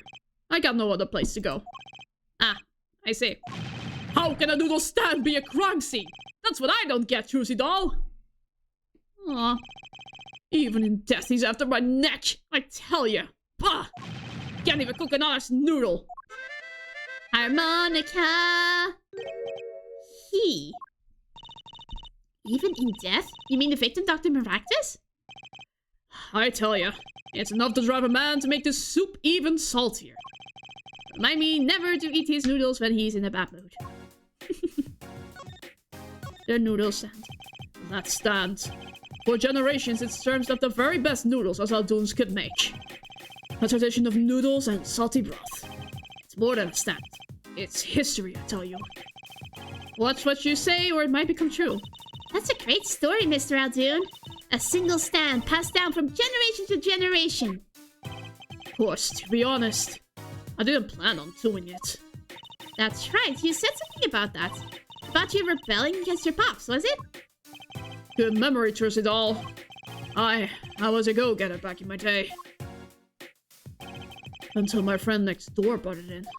In the end, I was left with nothing but this dusty old stand to earn my fortune. Mr. Aldoon, I don't mean to pry, but what exactly did you do before you became a chef? Bah! Let all noodles lie, that's what I say. Starting to get an idea of what he did anyway. He stole my dreams and left me nothing but noodles. And now I don't even have that! That's sad. But what's your beef with him? Mr. Aldoon, if I might ask, what exactly happened between you and the Maractus Clinic? Hey! I couldn't help but sense enmity here. Enmity? I hate him! Hate it. Him acting like he smells like roses when he's rolling in mud. Excuse me? He's the only doctor at that clinic, you know. Pretty impressive, eh? I'll tell you the secret to his success. The mob! You mean the Kitaki family? They're always having one of them turf wars or whatnot. Always an injury or two that needs fixing. Maractus saw a chance for some business. So he started giving the Kitaki family a good deal. A deal? Every fifth operation for free? This isn't like a noodle! This isn't like a burger stand! He stole the idea from my pops! 1 free bowl of noodles a week, he used to say. Did the doctor just decide to do that? What about the insurance companies? Oh, no doubt it's illegal. But it got him in good with the family. Very soon he was getting all the business in town. Leaving me here, in the dark. Up to my neck in soupy noodles. I think I figured out Mr. Aldoon's former occupation. Can't hurt to ask, Apollo. Get a stamp book and every 5th operation is... I mean, I have like a stash of just stamp cards from different places. Oh my god, I just remembered. I still have a full one. I still need to end that. I still need to trade that in. What is your past, Mr. Aldoon? Mr. Aldoon, or should I say Dr. Aldoon? Figured it out, did ya? Ah, that's right. I was a doctor. A surgeon. Until the year before last. So, Mr. Maractus was your rival? You like those onions they put in the soup broth? Yeah, kind of. You take a spoon, you drink some broth. Those onions will find their way in there. For people who like them, why that's just fine. For people who hate them, I hate onions. Hate them! Always sneaking in from the side, getting in the way of a good tasting spoonful. Then don't put in the onions at all. Well, that's what he was. An onion! Onion boy, that's what I called him. So, you weren't exactly friends? Ha! Me and Pal Maractus. Ever since preschool, we were getting in each other's face. No matter what I did, sure enough, he'd come following along. Then he'd do it better than me. Just blow right past without so much of a howdy. I see. That's right. I was a surgeon long before he was, you know. Then that no-good onion boy comes along. Well, Trucy, looks like we have found ourselves a new set. What? Don't say that! Thanks to him, I was forced to trade in my scalpel for a ladle. Sorry, pal. Didn't mean to weigh you down with an old man's ramblings. No, it's fine. By way of apology. You ever get yourself in a spot of trouble, you drop by. Huh? You're investigating Maractus, aren't you? Yes. Well, you want to know about a doctor, you ask a doctor. That's all I'm saying. You just think of me if you need something, Trucy doll. Right, thanks, Mr. Eldoon. Harmonica! I guess the time spent listening to him complain wasn't entirely wasted. I need to get into the clinic. Can I get into the clinic? Well, we've got to check out this clinic, that's for sure. Yeah, but what about the guard? No harm in asking. Excuse me? Hey, it's you two from yesterday. That's the same officer that was standing up by the park yesterday. Your business is over in the park, isn't it? The clinic's off limits. It's not involved. But... What part of off limits do you not understand? Show me proof that the clinic is connected to the incident in the park or beat it. No harm in asking, no gain either. Nobody's sticking around here, I guess. Okay, let's move. Now is a good time to check out the park, I think.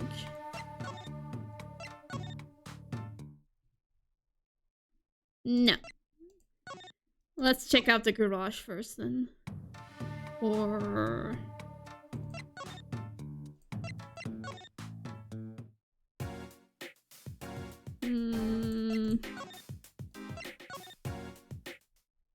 Nothing here. I'm just walking around again, getting lost. Can I get in, please? Front entrance to the Maractus Clinic. The walls and posts are so highly polished I can see my face in them. Wait, my hair is a little flat. There, perfect. I'll follow you, Doofus. What else to do? Can I say hi to Phoenix? No. No one is here.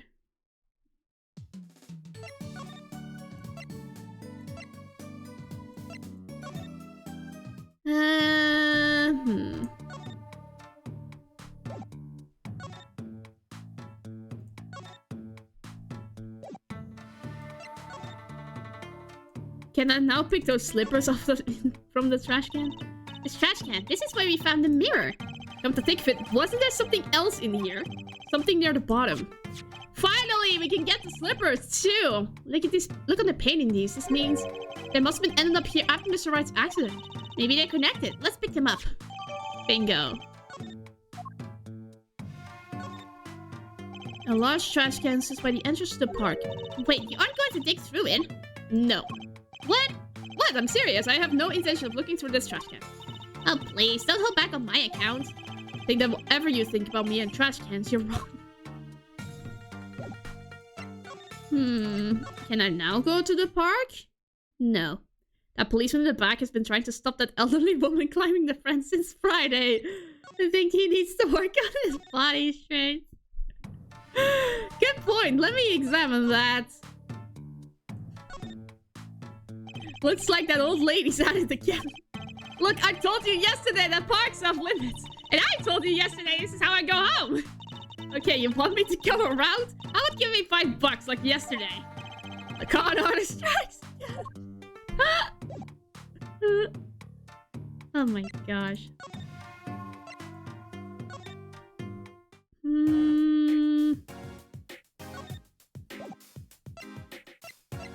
Can I present him the checkup report? Type object found near the heart. Urgent exam needed. Sorry, Sonny boy. My interest is for my stand and precious little elves. Okay. I need to find something before I can move on. But what?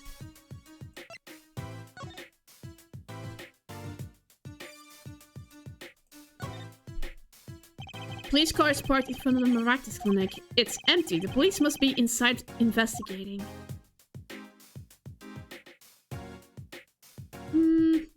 3 shots for the price of 1. My gosh, this man is a con artist of a doctor. Let me see. Cat. Exhaust pipe. We've seen all this before. Let's examine it for the sake of it. Hey, kitty cat! Here, kitty! Aww! Not coming down. You do look kind of suspicious, you have to admit. It's okay, kitty cat. His hair won't hurt you. It's okay, kitty cat. He won't make you disappear in her hat. That's the step ladder. Autoplate. This is where you found your panties, isn't it, Chizzy? I can't thank you enough, Apollo. Well, thank you for saying thank you. Oh, I'm always polite. It's part of being a performer. You know what Daddy says? It doesn't cost anything to be polite, and it could bring you more business. Typical. Just kidding. I really am grateful. This car belongs to someone at the Maractus clinic, and it hit Mr. Wright. Mr. Wright sprained his ankle, and the car lost the side view mirror. This car versus Mr. Wright. Not quite the match of the century. Nothing here.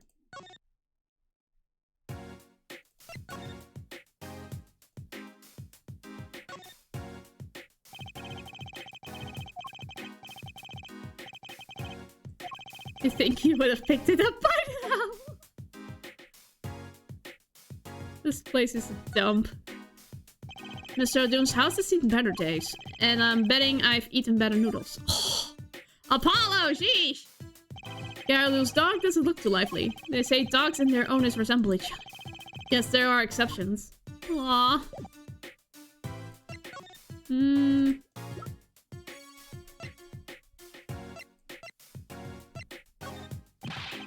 That's right, Sonny. When you're bringing my stand home, I'm ready. Can't you see I'm ready? I guess. Until that stand is back home, the case is not closed. You hear me? Think I'll avoid talking about the stand in the future. Okay.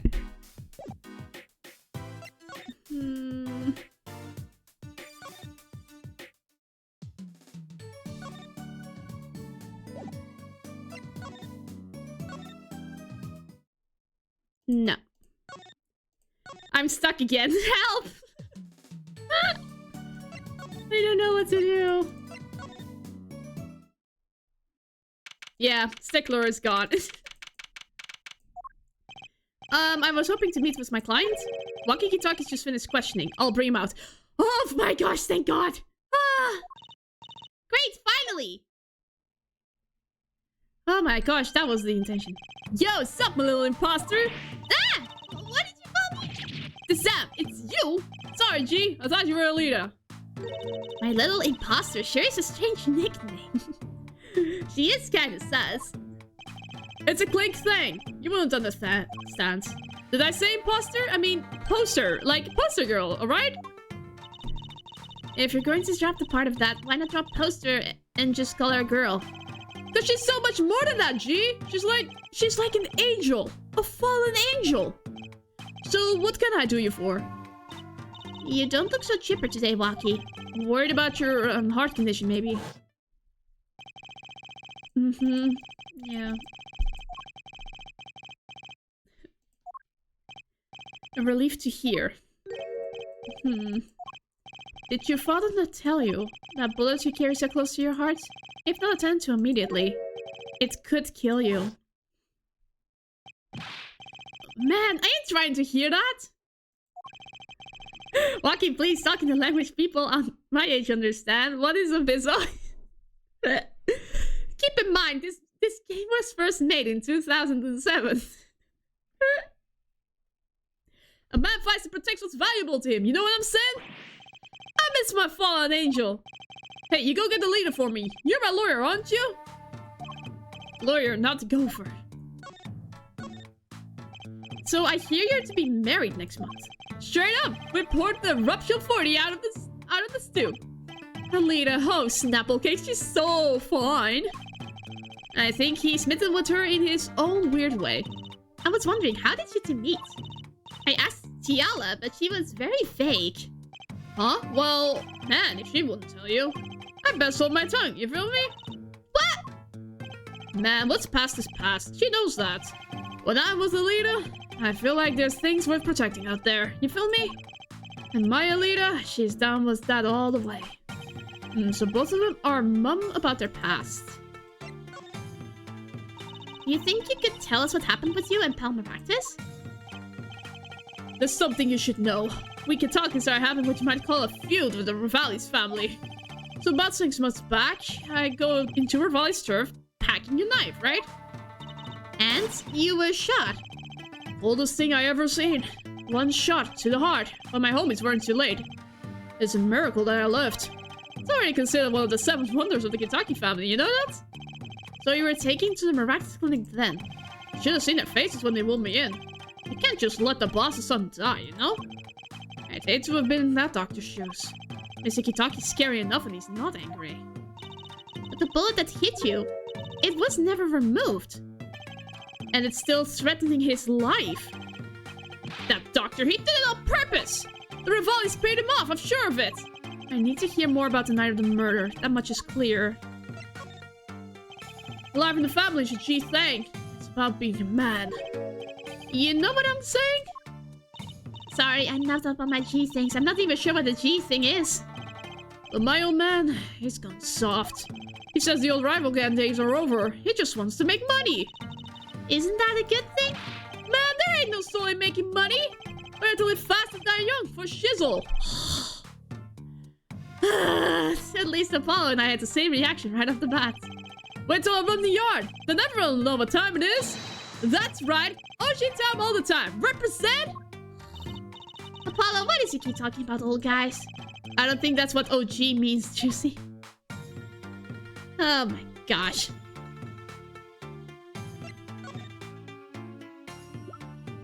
What do you think of this? Yeah, whatever. Seems preoccupied. I'm not sure he even looked at my evidence. Alita, man, Alita. Okay. If that is all... Can I now go to the crime scene? Because I want to see things more clearly now. No. Of course not. I need to know more about what happened. That's how to do that.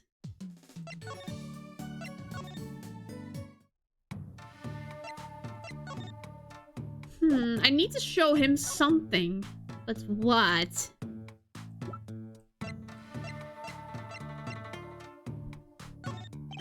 About these weapons, the pistol and the knife. They belong to the family. I snuck them out that night. So the killer Mr. Stickler says he saw that night was... I guess it was me. I was there after all. Ah, we're finished. Yo, Wacky, do you think you can tell us exactly what happened that night? You don't beat around the bush, do you? Okay, I was right. I like your style, shorty. Okay, now we can ask the night of the crime. Actually, there's a question I've been wanting to ask you for a while now. That is, did you do it? Did you shoot him? I don't know. Huh? The day of that checkup, when I found out about the bullet on my heart, I borrowed a gun from the family stash. Figured I'd give that doctor a taste of his own bad medicine. Uh-oh, I don't like where this is going. But you were carrying a knife, weren't you? Oh, that? Yeah. Well, never can be too careful, I say. So I'm on my way to the clinic, right? When I run into him in the park, and he's dragging this noodle stand behind him. Wait, you didn't put him up to that? Like, you know, in the movies. If you value your life, you bring the stand. Shorty, you're more whack than I am, and that's saying something. But I was serious. The thing is, I don't remember what happened next all too well. I don't remember. But the way I see it, if there wasn't anyone else there that night, then I guess it probably was me who did them in. You know what I'm saying? At least Wacky knows he's whack. Yeah. Okay, now that I know that, can I move? I'm moving all the time. Okay, okay. We can have another event now. Look at that crowd over by the park. Probably people trying to get a glimpse of the crime scene. No, I think. But why are those girls screaming? I think I just heard one say, "Oh my god, it's him!" Wait, that motorcycle. Here he comes. Ah, if this is her forehead. Prosecutor Gavin. Some fans have found me on my way out. Just my luck. Oh my god, he's so cool! That's the screams. New album just came out, you know? Try waving to them. They love it. Ooh, he's so cute! They're so excited. It doesn't matter what waves to them, see? This is surreal. So you were here investigating? And I was on my way home when my hog gave up the ghost. Your hog? My motorcycle won't start. Clogged exhaust pipe. Too bad. It looks like such a nice bike, too. Hard to believe that it could break just from that. Ugh, it's my fault. I think I was using the wrong oil. Cars, motorbikes, they're all the same. Clog the exhaust, then they won't run. Ah, machines. Tell me you share my angst here, forehead. I ride a bicycle, actually. Ah, in any event, I'm off to the shop to get it fixed. The detective in charge of the scene is in front of me, in any case. The detective? You mean the one in the lab coat? Yeah, she's in a foul mood, too. Be gentle. Auf Wiedersehen, baby! Oh my god, there he goes! Oh my gosh. He is a rock star. This is so weird. And the forecast for the park today, gloomy skies. Well, nothing to do with head on in. Let's hit the park, Apollo. Let's hit it indeed. Can we now finally see?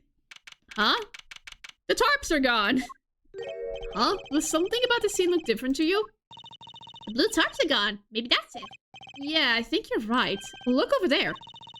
The white frock detective from yesterday. She seems to be apologizing reverently to the trash can. She's under a lot of stress. The investigation's probably not going so well. Hey, you there! If you're going to talk about someone behind your back, do it more quietly, please. Oh, Detective Sky, hello. You seem as gloomy as ever. This is miserable. Miserable! I just got a new kid and I can't get the stuff to work. And everyone's all smiles for that glamorous fop. Glamorous? Does she mean Prosecutor Gavin? More to the point, doesn't she mean glamorous? When he walks, his shiny change catch the sun and glimmer in my eyes. It's distracting. Speaking of distracting, I guess I just have to accept the fact that I lack talent. Sounds like she's trying out some sort of new forensics technique. Detective Sky, you know Mr. Wright, correct? How do you know my daddy? I want details. Well, he helped me out a long time ago. You might say he saved me. Wasn't he saying something about getting involved in an incident? I can't stand it when things are vague, especially in a case. I went to study to become a forensic scientist in Europe. But you're a detective now? Well, I failed the test. But, you know, rank and title doesn't matter. What matters is what's inside your heart. I've always thought that too.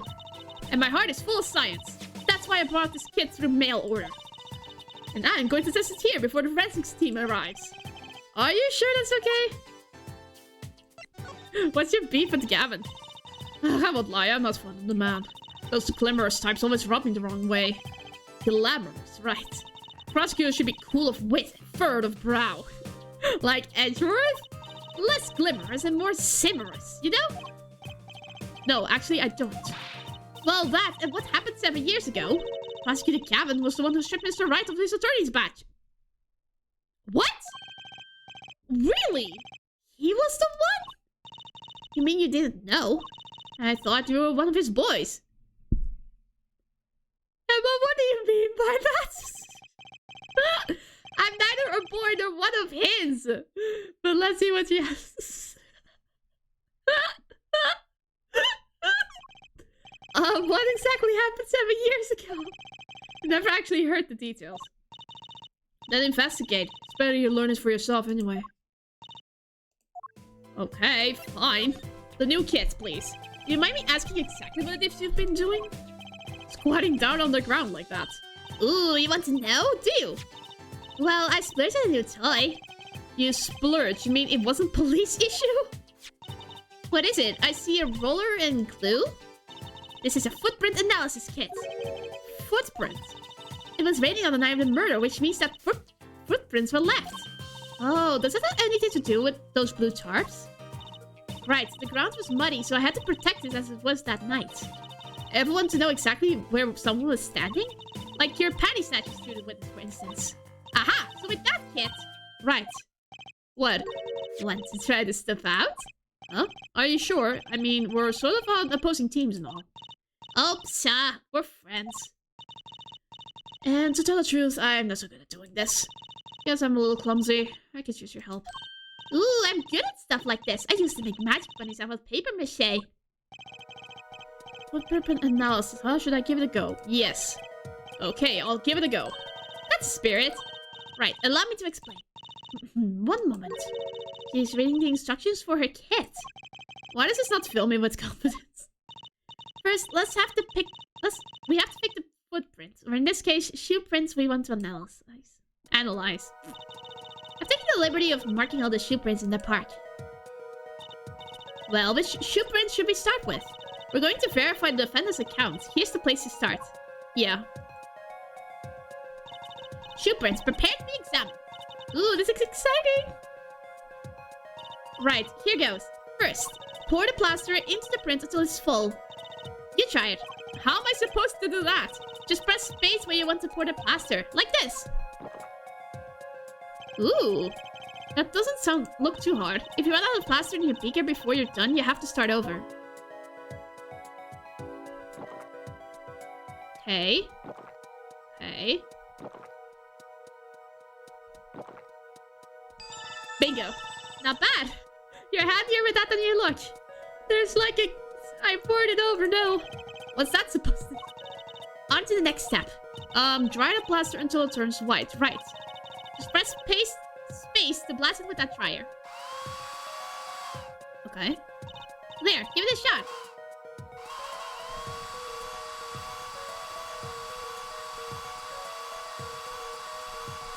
Aggressively trying here. Ah! Spam! Looks like it's hardened nicely. Let's take a look. Okay. Yes, that's a good one. Next, the ink. Ready for the next step? Use the roller to ink just the shoe print part. Hold onto that roller tight now with space and roll it up and down. Keep going until you get enough ink on there for a good print. Ah! Aggressively rolling! Right. Now the moment you've been waiting for. Let's take out our print. Ready? Here goes! If this is how it's done in actual police investigations, I'm very impressed. Let's see if we get a match. Okay.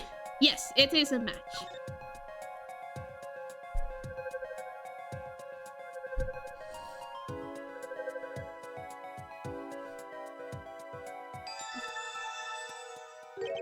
So the shoe print belongs to Waki Hitaki after all. He was in the park on the night of the crime. Wow, I can almost see the science at work. Don't you love it? Ah, nothing feels better. She's definitely way more into this than I am. Just let me know if you want to do some more. I'll be here, solving the case. Science. Well, that certainly brightens her mood. Let's do it again. Detective Sky, mind if we give it another go? Right on. Leave no print unanalyzed, I say. Now to pick which print you want to analyze. I want to do the green ones first, because the red one is the most important one. And we'll save that one for last.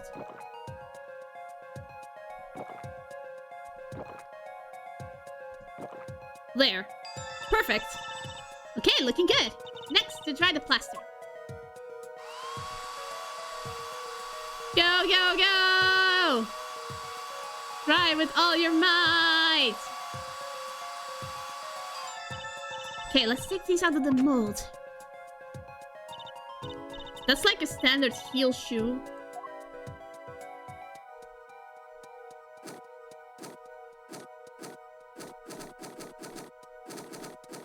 There. Okay. Here we go. This is really well executed. I like this.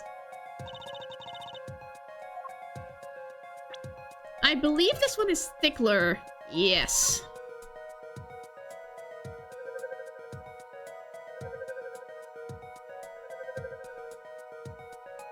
Comparison is complete. Match found. So these shoe prints belong to Wesley Stickler. This confirms his testimony, the final version of it at least. Now we know where the panty snatcher was standing. Okay, last one, please. Detective Sky, mind if we give it another shot? I believe you're beginning to appreciate the wonder that is forensic science. You have to pick which print you want to analyze. Last one right here. This one is the most important of them all. Oops.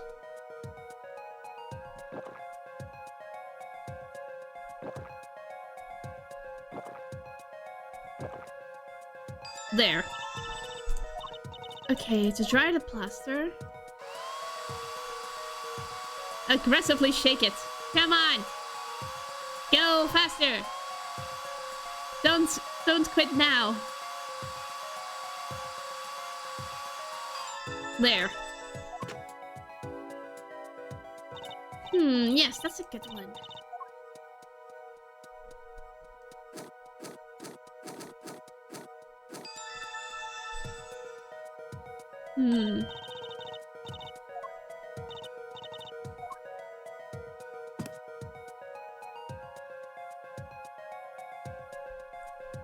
Aha! Oh, that's a funny shoe print. Is that even a shoe? It is strange. So smooth. Except for the part with the leaf. I can say without even looking at that this print doesn't match any of on our list. Mystery prints. This print is far too smooth to be from a regular shoe. It is a shoe print of some kind, though, that's certain. Still, you have to wonder what it's doing here. It's right next to the Outdo's noodle stand. It does make one wonder. Hey, you. Yes? Why are you so quiet all of a sudden? You wouldn't happen to have something in mind. Something you might have left us mystery shoe prints? The mystery shoe print does remind me of something. Yeah, the slippers. You know, I think I have our culprit right here. Slippers. Well, I think it's the slippers, actually. Slippers? What would slippers be doing out here? But look at the bottom, see? It's covered with paint, except for... See? Right here. Hey, that spot is shaped like a leaf. What if a leaf was stuck on the bottom and came off when the slipper stepped in paint? Makes sense, doesn't it? Wait, something's written on them. The Maractus Clinic. Exactly, the victim's clinic! Wait, that means... that someone from the clinic was involved? Why is he just standing there eating? Detective Sky, I have a favor to ask. What? Can you get us access into the Maractus Clinic? The police won't let us in. They say the murder and the clinic are not connected. It's off limits until we prove they are. I should be able to do something for you there. Yes. Really? Well, you did my work for me here with the shoe prints. Seems like I should return the favor. Thank you, Detective Sky. Here, show this to the police officer on duty. Detective Sky's orders. Allow clinic access to this magician and attorney in Prosecutor Gavin's name? In Prosecutor Gavin's name, even. This is like even more like she's trying to get him into trouble. Right, Maractus Clinic, here comes justice. I want to examine these slippers more. Whoa, this space is dark. Oh, that's how you move it. There, that's easier to see. I wonder, could this be a print? Why would there be a finger? Oh, you mean a toe print. Good call, Apollo. Bet we can analyze it just like a regular print. This could be a vital piece of evidence. Oh, okay.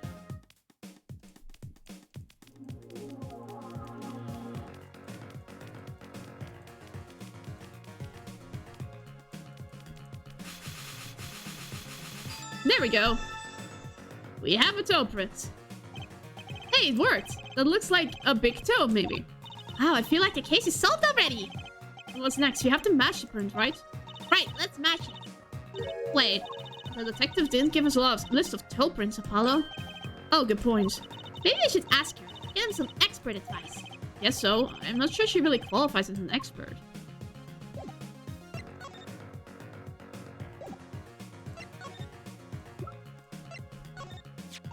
Ah, the slippers.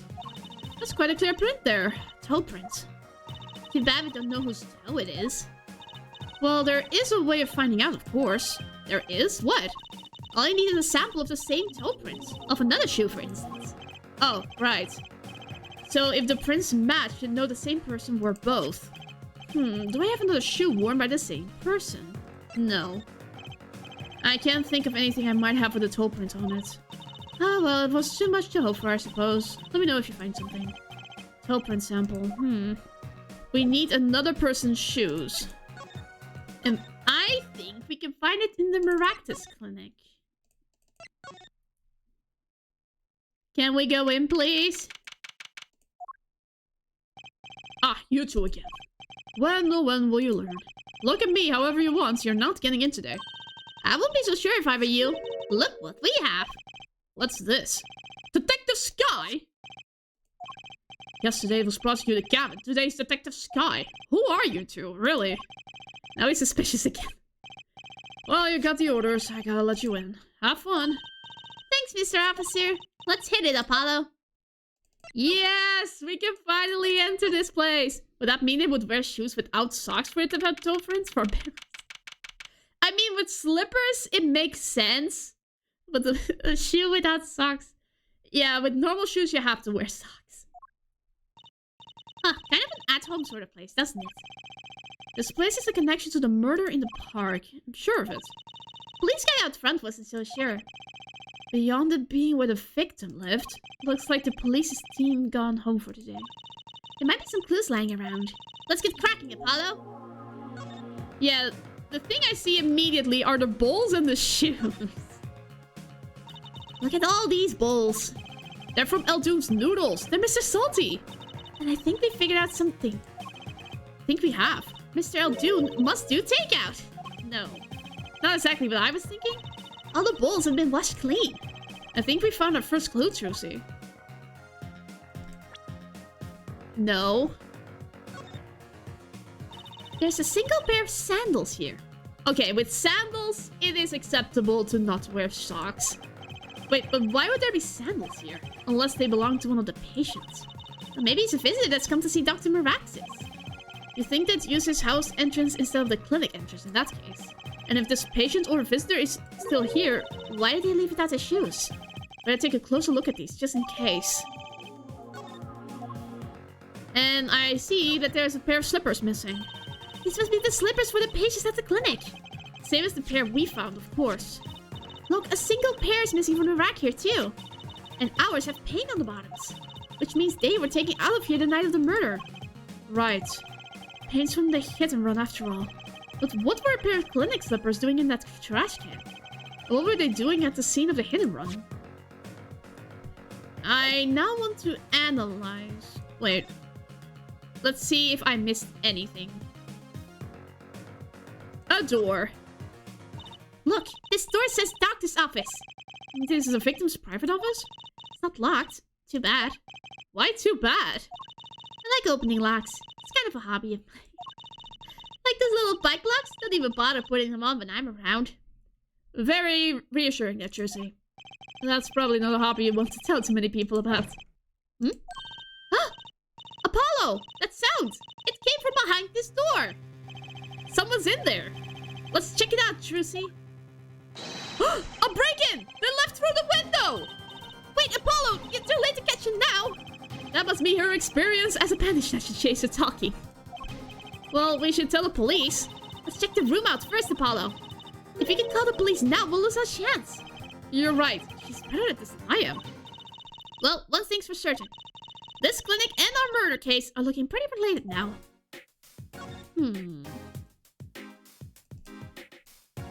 What is this lamp doing here? Kind of an expensive looking lamp, isn't it? Hey, the bulb's broken. Broken? Don't you mean burned out? No, our cat burglar must have dropped it. But why is it standing up on the floor like that then? Hey, look at the cord. Huh? There's a red splotch on part of the cord. You think that's blood? A little bright for blood. Almost pinkish. Something's definitely odd about this lamp, that's for sure.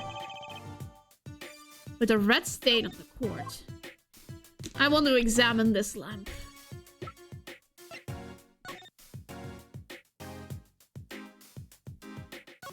That's the stain. What?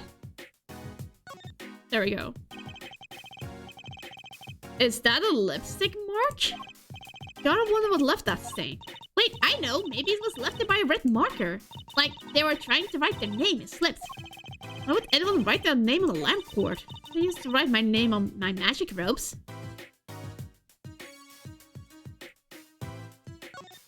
And the bulb is broken. It won't turn on. Oh, how is it broken? Don't touch that. You'll cut yourself. Ah! Yeah. Fool me once, shame on me. Fool me twice. My finger! You're bleeding. Let me see that. Wait. Magic blood. Gotcha. Please don't do that again. I have enough to worry about, but not my co-workers injuring themselves on the evidence. Okay. Books and papers are scattered around the room. Wow, what a mess. This is worse than Daddy's room. The burglar must have left in a hurry. Even the cup on the desk here is lying on its side. Huh? The juice that spilled out of that cup is dry. So the messy one wasn't our burglar just now. Someone knocked this cup over a while ago and left it. What a cute little safe. Looks like a 4-digit lock. Ooh, someone's already entered 2 numbers, Apollo. 7, 9... Wait, do you think? That burglar just now was trying to open it? Wonder what's inside the safe. Is there any way we can figure out the last 2 numbers? Well, we know the first 2, 7 and 9. If there's something in the court record? Something that can help us figure out the last 2 numbers. I wonder. Ah, I see, I know. Well, I have an idea. I knew it, Apollo. What is it? Well, all we have to know is what buttons have been pressed. Yeah. You can use this to find out what the next 2 numbers are. Here we go.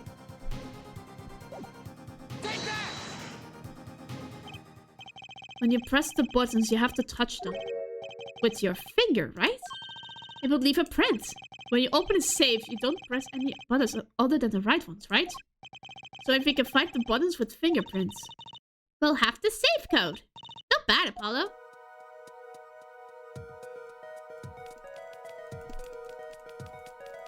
Everything is coded in white. Ooh. There we go. Easy. Look, you can see the oily finger residues clearly. Look, at 7 and 9. Those are glove marks. The burglar must have been wearing gloves. Well, we might not be able to identify the burglar, but we can open the safe. Let's give it a shot. 7, 9, 5, 2. Bingo!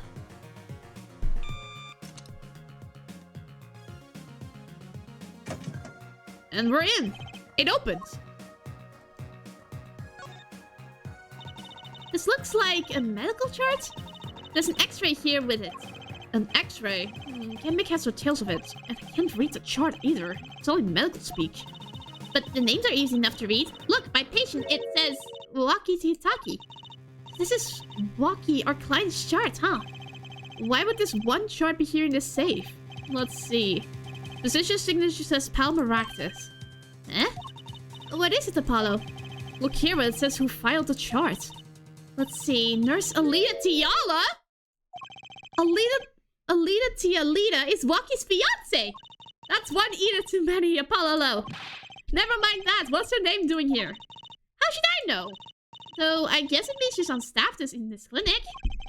How does she neglected to mention this before now? I'm sure she had her reasons. So Alita Tiala worked at the Maractus clinic. And she had access to Walkie-Talkie's medical chart.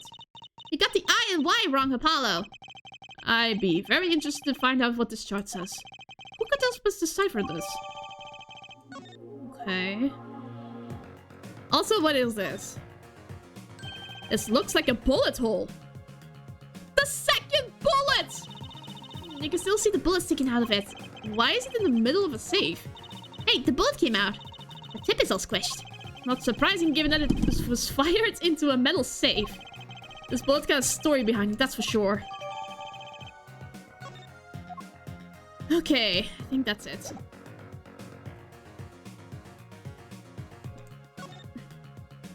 The Sparta plant has seen better days. That doesn't make sense either. What doesn't? Normally burglars are looking for valuables, right? That's true. That's what I would do, even if I were a burglar. Then why look under a pot of plants? Maybe they were looking for the key to the safe. I've heard of people putting their house keys on the plants, but the key to a safe? Then maybe the burglar was looking for the house keys. This is getting nowhere fast. Before we go anywhere else, I've forgotten about these shoes. Yep, toe prints. Go. Come on. Come on. There. Hey, Apollo! You think this is... Huh? This could be a toe print. Maybe we can get a print out of this. Let's try it out! Okay.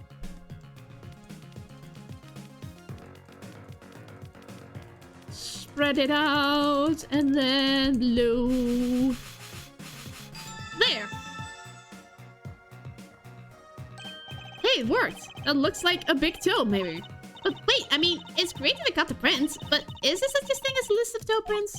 Oh, good point. If there is, Detective Sky didn't give it to us. Which means we can't match this prints. Okay. Okay, we need to go get an opinion of Detective Sky.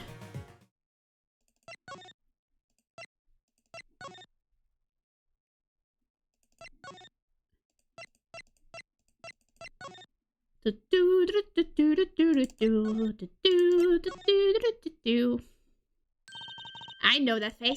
That's the face of someone who's made a discovery. Hey, how did you know? You can't fool someone trained in the ways of science. Like she'll have us analyzing face prints. Let's ask Detective Sky to help us, Apollo.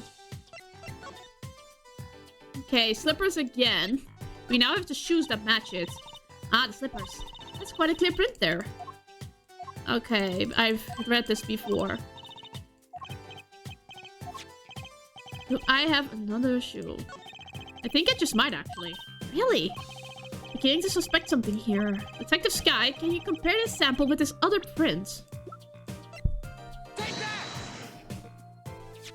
This pair of sandals, toe print and all. Ooh, a print on these is nice and clear too. That makes our job easy. Can you analyze it for us? Of course, hang on. Bingo! Gosh, I'm good. Hey, we were the ones who found the prints. A perfect match! The same person wore these sandals and slippers. Okay, good to know. I was afraid of that. All you have to do is find out who these sandals belong to. Or do you already know? I can't say, not yet. Well, that's one big step closer to the truth. Okay. I want to go to the clinic again. I feel like I've missed something.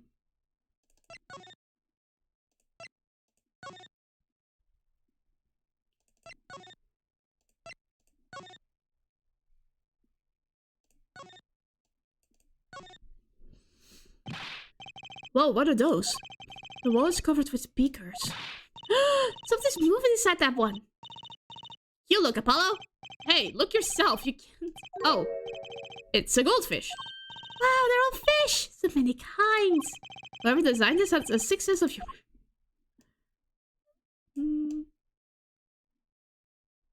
A window, of course. The window is ajar. It must be how our burglar escaped. I wonder who it was. Maybe it's just the burglar who happened to pick here. Yeah, but there's a patrol car sitting out front. If I were a burglar, I'd come the next day at least. I'd give it a month myself. Whoever broke in obviously needed a breaking today. What else? I don't see these flyers having anything to do with it.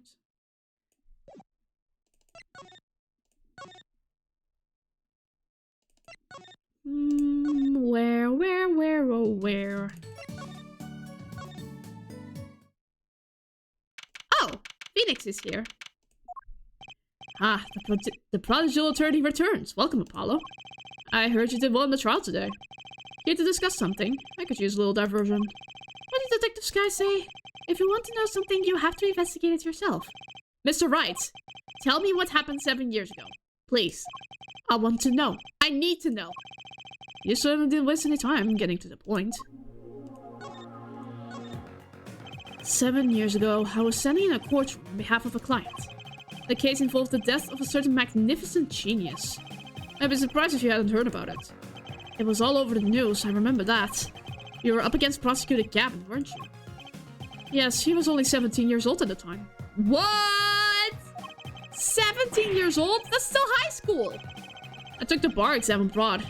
In Europe. They're progressive over there. I was defeated by a 17-year-old newcomer.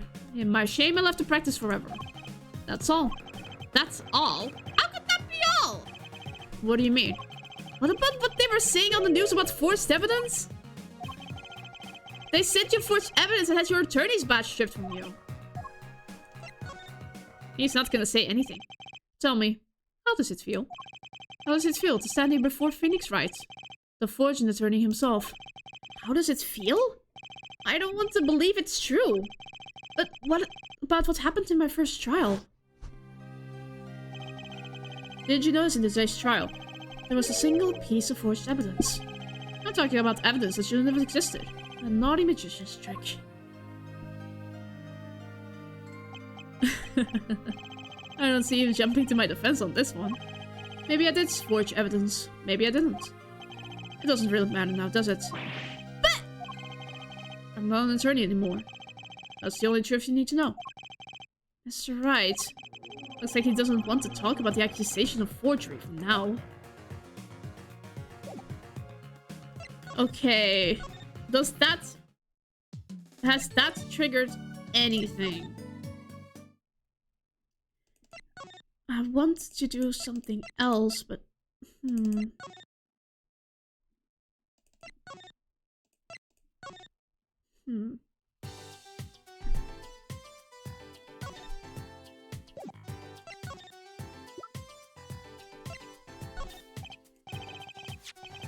Could you take a look at this lamp? The bulb's broken. Right, strange, isn't it? Really? I break bulbs all the time. My desk is a mess and my lamp is always falling over. What's it bright, huh? Ouch. I still think it's kind of odd. Well, if the prints on these slippers and these sandals match, which they do, it means that the same person was wearing them. You know, I thought that's what it might mean. Science is amazing. It is, isn't it? I've never felt so alive. I know about science, but this is a major lead.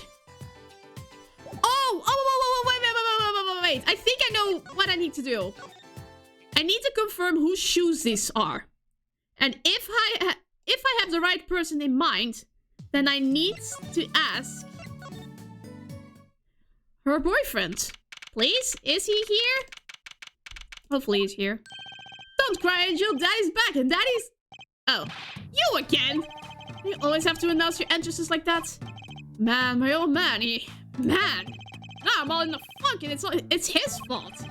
One can only assume that his father tried to teach him a lesson. And failed, clearly. You two got your work cut out for you, straight up. Of course I don't care if they lock me up. I'm ready to go. Some days I wonder why I do what I do. Hey, Waki. Are these Alita's shoes? Waki, you don't happen to recognize these, do you? Hey, sure I do. I was the one who bought them for her. For Miss Tiala? Yeah, a birthday present. She's got mad little feet. Mad. So cute, man. These sandals are hers. Yeah, I kinda had a feeling. What's up with the funky vibes? Alita sandals. And now, maybe... No. Something else? Something else. Something else. Something else. I need to ask Waki something else? A guilty verdict in your father. Hey man, you won't see me bugging about 1 or 2 guilty charges. But what if you're found guilty of murder? Hey, it's all experience. You feel me, shorty? Like a badge of honor. They don't give the death penalty, do they? You didn't really do it, did you? Maybe I did, maybe I didn't. If I've learned one thing today, it's that silence speaks louder than words. Man, my old man is whack. Disappointing, that's what he is. I heard he wants to leave the mob. Over my dead body? I spent my life trying to keep it real. Being an OG and never stepping down. Now my old man wants to go soft? Fine, let him. Just leave me out of it. The day I get out of the clique, that's the day Alita and I start the next generation of the Gitaki family. Please don't talk as though it's assumed you're going to jail, for my sake. He wants to earn an honest living and the boy is so bad about it. Yeah. I kind of feel bad for the father, to be honest. Do you know anything about these slippers? Man, that is so far off the hook. It's off the chain, G. Yeah, true. Well, now my Leah's doing, man. I miss her. Where is she?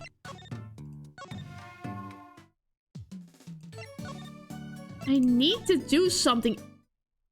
But I don't know what.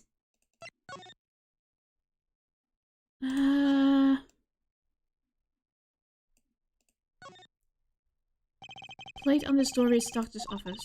That was pretty intense, wasn't it? If we'd gone in there 1 second earlier, we might have met the burglar.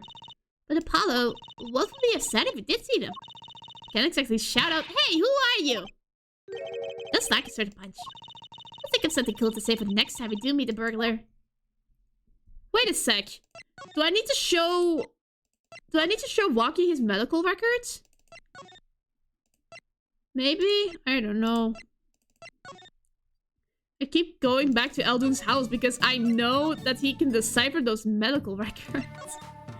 He's just looking at me at, like, are you back here again?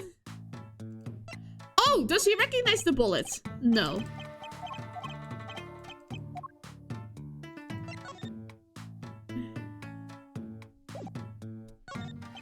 Huh? What's that? Took on an x-ray? Wait.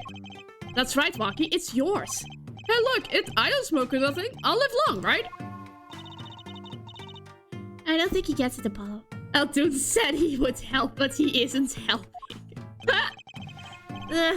Take a closer look. Here in particular. Where it says nurse, it's signed Alita Tiala. Huh? You lawyers do your homework. So you met Miss Tiala when you... Yeah, I met her at the clinic. So? Could you tell us a bit about the circumstances of your meeting? Fine. I'll tell you how we met if you want to know that bad. Okay, thank goodness. I got a revelation here. About half a year ago, I was shot during a little turf war with another family. I was ready to die, sure. But they came in and got me. Hauled me off to the docks. The Maractus Clinic? That's where I met her. My fallen angel. You mean Alita Tiala? She was scared of me at first, turns out. But you know what to say. Bad guy always gets the ladies. Right. For clarity's sake, everyone, that is not true. She was done with that clinic anyhow. So it's like, I'll take you on, woman. Straight gangster style. Guess what she said? What did she say? Come on, give it some thought. She said it real quiet, like, on the down low. Know what I'm saying? I'll leave, if you'll marry me. So that was the proposal? You know it. An oath of love. Right there in the hospital room. It's not true? Oh man, I already wrote it down and everything. The concept of ladies love bad boys. It doesn't exist. Take it from me, a real lady that's portraying herself as an anime woman. I don't want a bad guy. I want an earnest man. You know it, an oath of love, right there in the hospital room. Just like that, the op was done. We're out of there. See you later. Bye. About that op. Yeah, didn't go so well after all, did it? I know about the report. I know it's still in me. This house checkup was the boss's idea, you said. Yeah, can you imagine? What's the point of living healthy when you're a G? You know what I'm saying? But didn't you learn about the bullet at the checkup? Yeah, well, that's when I knew that doctor had to pay. Figured out to get that cap pulled after I got my revenge. And hey, I'm still living large now, aren't I? Incidentally, had you ever had a health checkup before? Nah, my old man slowly gets this idea that we all gotta get health checkups. Because he's getting old. Older, I mean.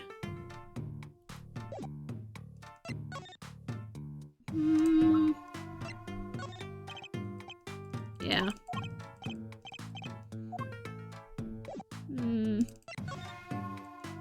Eldun, I summon you to your noodle house. He is here! It only took like making a couple of footprints, breaking into a medical office, and talking about health checkups with a gangster son. Mr. Eldun, we've been looking all over for you. What's the matter, Trucy doll? Apollo, show him what we found. Nothing like expert advice. I suppose he is a doctor still. Mr. Aldoon, is everything okay? I'm just so happy. I just thought my doctor days were gone for good. Mr. Aldoon.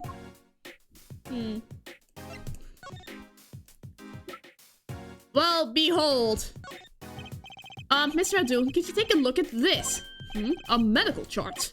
Hey, you should go around taking these from clinics. This is bad, isn't it? Why the sudden silence, Mr. Aldoon? What? What's going on here? That's what we want to know! The chart belongs to my client. He's on trial on suspicion of murder. On trial? That's crazy! You can't put him on trial. He's APD. APD? About to die? All but dead. He's knocking on the pearly gate. Someone's about to answer. Can you tell us why?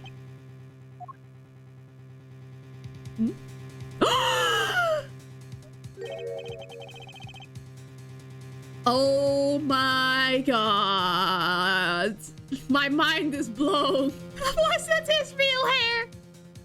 Well, permit me to speak as a surgeon. You listen up good now, son. No way, it's like he's a completely different person. Tell me. Well, according to this chart, this walkie-talkie fella is not doing so well. He's got a bullet right upside his heart. That's right. Yeah, but this chart talks about the post-op. In other words, the operation is already finished. But you can still see that bullet stuck in there. Why would it still be there after the operation to remove it? Well, about the only reason I can think of is it was so tricky to operate on. What? The bullet snug as a bug there next to the aorta, which is connected to the heart. Heck, that scrap of metal's just surrounded by blood vessels. Kind of a miracle. 2 millimeters to either side and there'd be some serious bleeding going on in there. Not something your average dog be eager to fiddle with. You mean... Took a miracle to get that bullet stuck where it is. Take more than a miracle to take it out. Take a magician. I'm only up to making rabbits disappear. I haven't learned bullets yet. Of course, with the heart pumping and lungs working, that bullet's on the move. I'd give him another half a year, tops. What? But Waki's operation was already half a year ago. That's why I'm saying you're out of time. This kid shouldn't be on trial, he should be on an operating table. Great, just great. How could Dr. Maractus do such a terrible thing? How could he just leave the bullet in there? I got a pretty good idea of how he felt. An emergency operation. He's got the kid's chest open on the table. Then he finds that bullet. That's despair right there, Choosy Doll. Cold despair. Despair? But the only thing he could do is sew the body back up. He wasn't exactly in the situation to go admitting he couldn't take it out. Talkies. You bet. This kid's their only son, I hear. So he skips the operation and walks back on the street living his life. Of course, it's only a matter of time before his heart hemorrhages and he drops cold. How awful. And which doctor would they take him to? Maractus. He's got enough ties to them. He could probably cover up the truth of what happened. That's just so horrible! He left Waki to die! There's a darkness in this world, Trucy Doll. Waiting, hungry. Compared to it, these gangs as turf wars are like kids' games. When you're up against real evil, well, it don't matter if you're weak or strong. He'll take you all the same. You were a surgeon, right, Mr. Aldoon? You could operate a Waki, couldn't you? I wish. What? I'm afraid there ain't nobody in the country that could. Maybe even in the world. So Waki...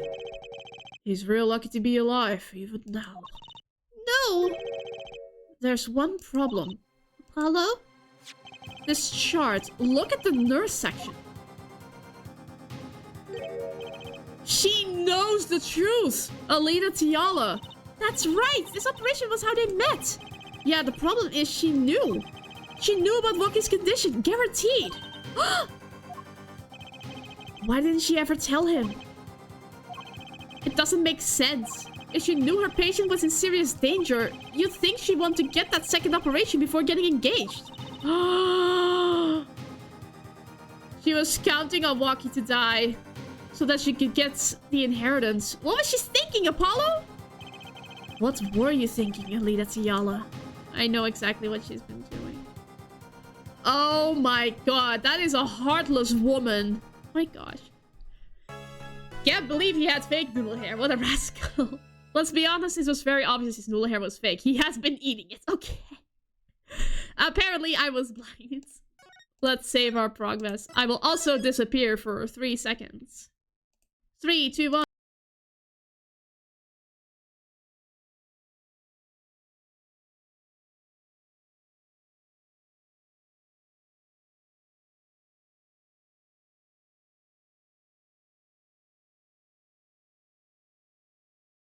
One, two, three, and I shall appear.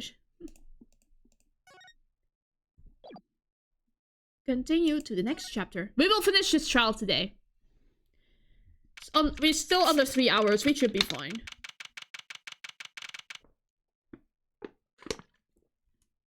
June 17, 9:52 a.m. District Court Defendant Lobby number 2. This is it, the big day? Did you get any sleep? Yeah, I went to bed at 1 a.m. or so. Apollo, honey. What time did you wake up? 3 a.m. My dude, you have insomnia. That's only 2 hours, Apollo. Well, at least you have me. And Mr. Hat. And the amazing Mr. Hat. Here's looking at you, kids.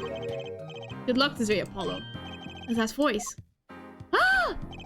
Hey, got any sleep? Mr. Wright. I was going out of my mind with boredom, so I assigned myself out earlier today. Somehow the place makes fake piano playing at the Indochine pasta joint seemed almost fun. Daddy, do you know who prosecuted Gavin's witnesses today? Take a guess. How about Little Plum? That Sherman tank of a mom? Nope, guess again. That was rude, Phoenix. That's too bad. You know, speaking of moms... You need to find me a new mommy one of these days, Daddy. It's barely morning and you're at it already, Tracy. No sleep. Mr. Hat, Phoenix, and Tracy, the whole gang is here. Been there, done that. Everyone's done that, but they really shouldn't. Okay, see, this is why I don't buy their father-daughter relationship. So, Mr. Wright, do you know who the prosecution's witness is? Alita Tiala, your client's fiancé. Uh-oh. She's going to be a witness? That seems odd. Why would she testify against her own fiancé? You have to wonder what Gavin's up to. Something's going down today, that much is clear. Well, not to worry. I've got my panties back. That's not the thing we should be celebrating about, Tracy. If we can't find a killer, I'll pull one out of there. And pull Tiala out of those. No, don't do that. 10 a.m. District Court, question number 4. Court is now in session for the trial of Waki Hitaki. The defense is ready, Your Honor. Prosecution is warmed up and it's a sold-out house. Very well, to recap. While yesterday's witness seemed more guilty than any other party. Guilty of panty snatching? We did find out one thing for certain. There were 3 people in the park at the time of the murder. The witness, the victim, and the defendant. Correct here, Judge. And today, I'd like to do something a little new age. I'd like to look at this horrible crime from the outside. The outside. The acquisition of the murder weapon. The preparation for the act. Our poor defendant told all, you see. To his betrothed. His betrothed. His fiancé, Herr Judge. His partner for life, with no chance of parole. Very well, you may show the unlucky lady to the stand. What are you up to? Your name and occupation, Fraulein? Alita Tiala. My occupation is future wife. Traditional values, I respect that. Too many brides these days can even weave baskets blindfolded. Underwater. Judge, what? Are you married and can your wife do that? Yet you're here today as a witness for the prosecution. To be honest, I didn't want to testify at first. But I couldn't hide the truth. Judge has some very high standards. If his wife can do that, I will be very impressed with her. Honestly. Honesty. Another admirable trait. Fraulein, is it true that on the day of the crime, the defendant Waki Hitaki confessed his plans? His plans for murder? Yes. The witness will please give her testimony to the court.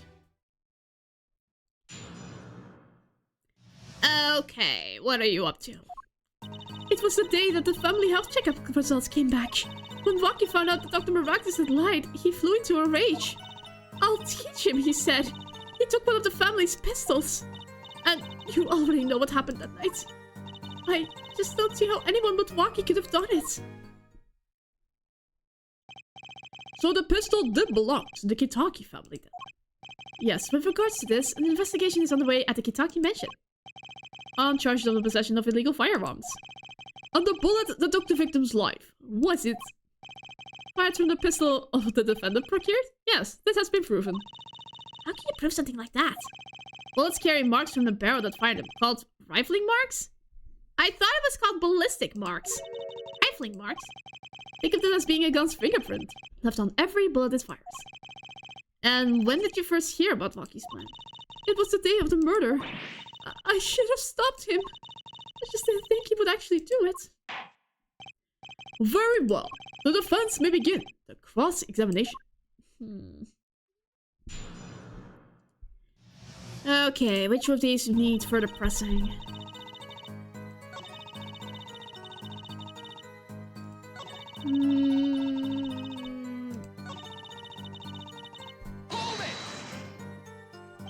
What happened, meaning the murder?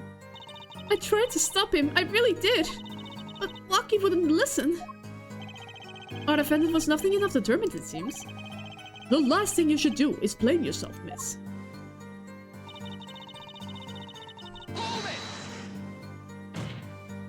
How can you say that for certain? How? Herr Forehead, you will refrain from badgering the Fraulein. It was the defendant, Waki, was it, who took the pistol from his home? We know this for a fact now. I suppose we do. So, how could anyone else have used the pistol to shoot the victim? They could not. Simple logic, yeah? That does seem to be the case. Does the defense have anything to say regarding this point? Could someone else have used that pistol? There was another. Based on your testimony, there was clearly another. One other person had access to that pistol. What's this?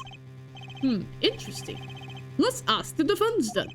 Tell the court who this other person with access was. TuMiiA herself!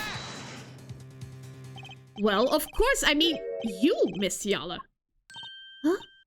Me? But why? You were quite clear when you told the court. You heard about the pistol from the defendant on the day of the murder. In other words, you knew what he was planning. Objection! Let me get this straight. You intend to tell us that this lady stole the pistol from her fiancé and killed a man in cold blood on his behalf? I've heard of people doing strange things for love, but this? It does seem a bit unfathomable, to be sure. I'm all for romance, and for supporting your partner in life, to be sure.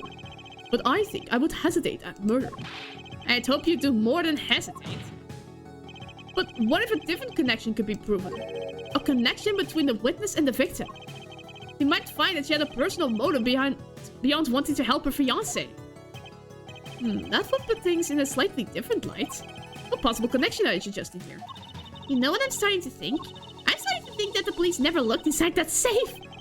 I have evidence showing a connection between the witness and Miss TuMiiA and the victim. The medical records. That looks like a medical chart. Found it inside a safe at the Maractus clinic. I'd like to draw the court's attention to the names written on the chart. What? Miss TuMiiA. Whatever. Why is the name on this chart? Well, care to explain the meaning of this, Miss TuMiiA? I'm not sure what you mean by meaning, Mr. Justice. Our warm little fiancé just froze over. I was on staff at that clinic until half a year ago. It was boring, so I quit. That's all. Is there a problem with that? Miss Tiala, you testified that you had no connection to the victim. And I don't. Now. Now? I quit half a year ago, didn't I? So there's no connection. Let me guess, you're the kind of guy who can't rest until he knows every last detail of his girlfriend's past. Am I right? That's not true at all. Why I embrace someone I love, past flaws and all. Oh my gosh, Judge. There's no connection now. Doesn't fly in a court of law. Doesn't fly? She's one tough nut. She probably feels right at home with the Kitakis. You left your job at the Maractus Clinic, true. But you remained connected somehow. Very well, Mr. Justice. Show us evidence that proves the witness is still connected to the Maractus Clinic. I found your shoes here. There. These sandals were found in the Maractus Clinic lobby. They're yours, aren't they? Ah! Well, who knows? I'm sure there are lots of people with those sandals. So sorry, Fraulein, but your act isn't working. Your moment of hesitation just now cost you. What's with you? I thought you were on my side. Perhaps you're unaware that toes leave toe prints? A simple analysis of these sandals will reveal all. Well, now we see your true colors. I was wrong to cooperate with you from the beginning. I just wanted you to help get Waki back on the straight and narrow. This court thinks you need to worry less about Waki and more about yourself. It sounds as though we need to hear a bit more about your story. Your sandals were found in the entrance to the clinic, which means you went there on the day of the murder. Well, there's a little point in denying it. Very well, the witness will tell us about this visit. Why did you go to the Maractus Clinic that day?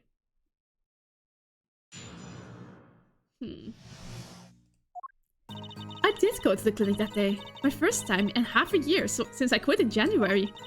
I went to warn him, after all. I knew Waki had the pistol. The doctor always was a timid man.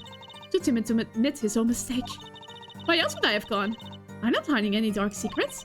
I want to tell him to be careful as an old friend. By mistake, you mean the mistake we heard from the defendant. The botched operation. He was a timid, small man. But I never wished him harm. I just thought I should let him know, you know? That does make sense. Yes, but there's still one thing which does not. What's that, Prosecutor Gavin? The sandals left in the lobby, of course. We can assume she wore these sandals to the clinic, yeah? Then why did she not wear them home? If it were me, I would have worn them home. I would have worn those sandals home too. So, why were the sandals left behind? He pointed out the contradiction before me. There's probably a good explanation for this, right, Miss Tiala? Say, for instance, there happened to be a similar pair of sandals. There, which you wore home by mistake. Actually, that's right. I'm impressed, Mr. Gavin. Oh, it is nothing. There is, after all, no other possible explanation. Yeah, Forehead? No. Oh, what the? No fair! He's filling the holes in their testimony. The defense may begin the cross-examination. Okay, I need to have more statements because I don't see any obvious ones. Around what time did you go to the clinic? I don't remember exactly, but it was after 9:30, I think. And that was the first time you had contacted Dr. Maractus in half a year? Of course it was. He wasn't the kind of boss you made friends with. So why did you go to the clinic that day?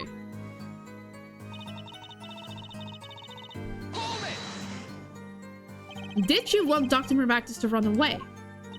Well, after I failed to stop Waki, I thought that was the only other way to avoid the problem. Couldn't you have called? Why go in person? I called several times that evening, but no one was in. The victim was busy driving home until after 9 PM that night, remember?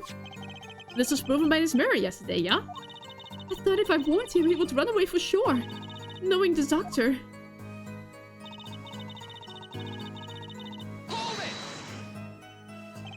You mean that act of malpractice on Waki, correct? If he had just told Waki the truth in the beginning, none of this would have happened. true. That operation was the start of his whole affair. Oh, of course, if he told him, he might have been erased by the Kitakis much earlier. A disturbing thought. We know that the Maractus Clinic has ties to the Kitaki family. He probably couldn't have gone to the police, even if he wanted to. That's why I knew I had to warn him. That's so obvious of a statement to press. No dark secrets, eh? What? Look at me however you want, Mr. Justice. You won't find a thing. She's hiding something, I know it. I must have some evidence that proves it, too. You're free to think whatever you like. I went to that clinic with only one thought in mind. I wanted to tell him to be careful as an old friend. But then you'd be betraying Waki, wouldn't you? No, I did it for him. For us. She went to warn him so that her fiancé would not have to commit such a crime, yeah? I didn't want them to take my Waki away. There's no way she went to that clinic just to warn him. You know why she went, Apollo? Time to figure out what really happened at that clinic, and fast.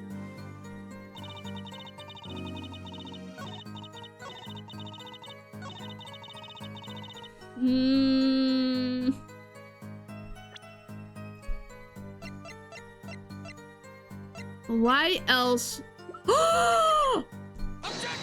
No. This evidence clearly. Oh shoot. No. I think I thought ahead again. Ah! I think that won me any points for the judge. I need to save. Can I save here? I can save here.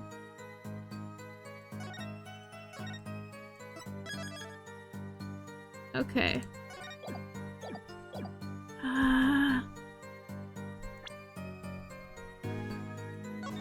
No.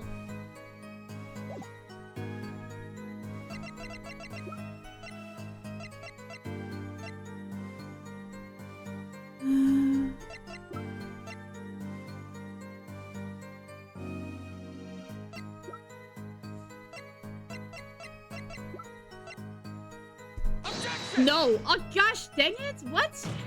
What is going on?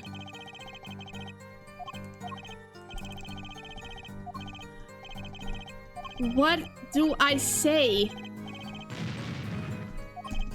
Ah.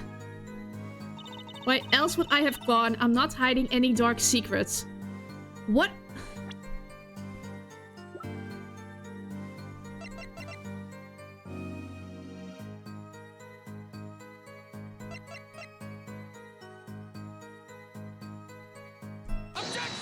Oh, come on! What is it? I don't know! Help! I have no idea.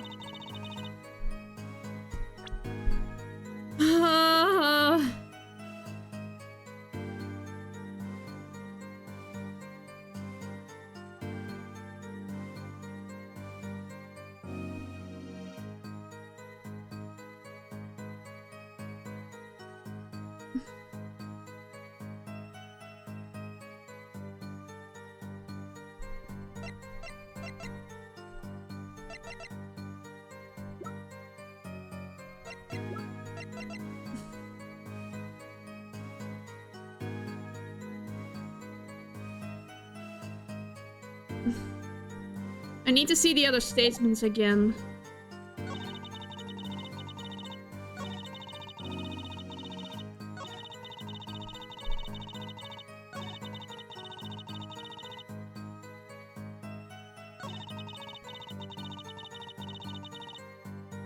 I don't know.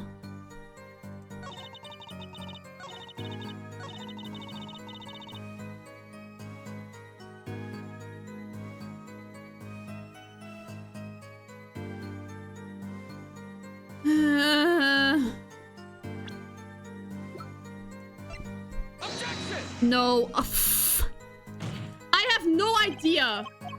I have absolutely no idea.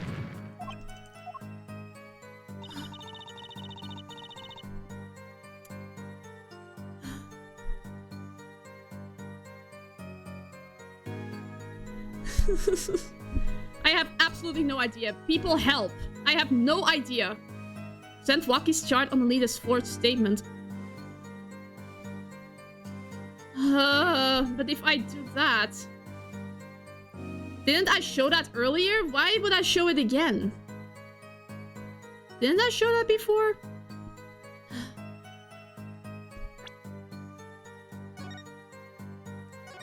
Am I gonna cheat? I don't want to go to prison, but I only have 1 life left and I have to still figure out the whole... I mean, it is a dark secret? Yeah. Okay. Going to jail be damned. Objection! Oh my god! Was it really that Why would I go to the clinic for now and have your old chart? Use your bracelet on this. The bracelet didn't react. This chart was found inside a safe in the doctor's office. Yes? Why would this one chart be in that safe? Miss Tiala, you know why it was, don't you? Mind's filling me in. Dr. Maractus didn't have the leisure of making mistakes. That's why he wrote up a false report and kept the truth locked away. Bad-haired doctor. And this is where you come in, Miss Tiala. The nurse who filed this chart was you, which means you knew about Waki's failed operation. Interesting. You were in the same position as Dr. Maractus. Kind of makes it hard to claim no connection, doesn't it? You're bold for a novice, I'll give you that. Mr. Justice, you must know I was only a nurse. The doctor is responsible for the chart's contents. This chart's business does seem to be quite important. Please amend your testimony accordingly. Too bad, little attorney. Ah, there it is!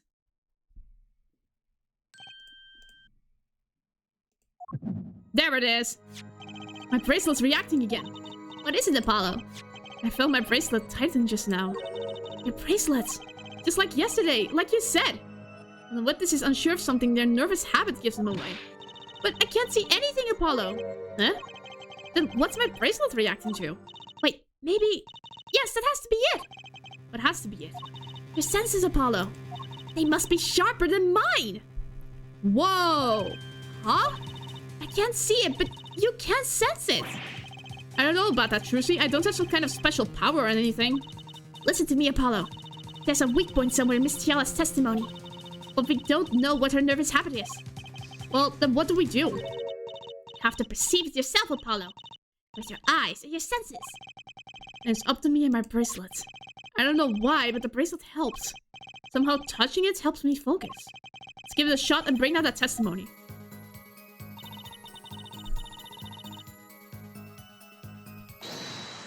Okay. She's... Oh, bingo! Gotcha! I saw it immediately! I noticed she was holding her hands together, so it must be around there. Why go to a clinic for a half-a-year chart now, you ask? But you know why you would go now, don't you? I don't know what you're talking about. It was quite clear, Miss Tiala, you have a nervous habit. The moment you said the word now, you used your right thumb to fiddle with your ring. What? She was unsure. I saw it. Now, that's the key word. Ah, and that's what the checkup was for. The chart wasn't a part of your past. It was a clear and present threat. That's ridiculous. What if that were the case? I would have had 6 months to do something about it. Indeed. Huh? Which means something happened quite recently. Something to make that chart a problem for you now. I've caught her on the ropes now. I can feel it. Time to strike the killing blow with evidence. Miss Tiala, there's no use trying to hide it. The chart became a threat to you now because of this. Checkup report. A health checkup report belonging to the defendant. The Gitakis are trying to get out of the business. The health checkup this month was the first ever. What did you think when you heard about this? Oh, nothing. Why should I think anything? Oh, I would think you were positively beside yourself. Because you were afraid. You knew what Waki's chest x-ray would reveal. A full half year had passed since the operation. You thought you were home free. When the chart came back to haunt you. Ah!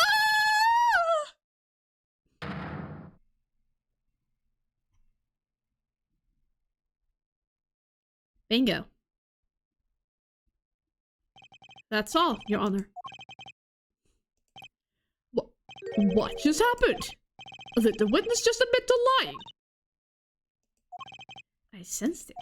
There was a great aura emanating from her forehead. Very cool. So the lady was lying, it seems. That's correct. She said she had no connection to the Maractus clinic, but her connection was deep indeed. A bit too deep.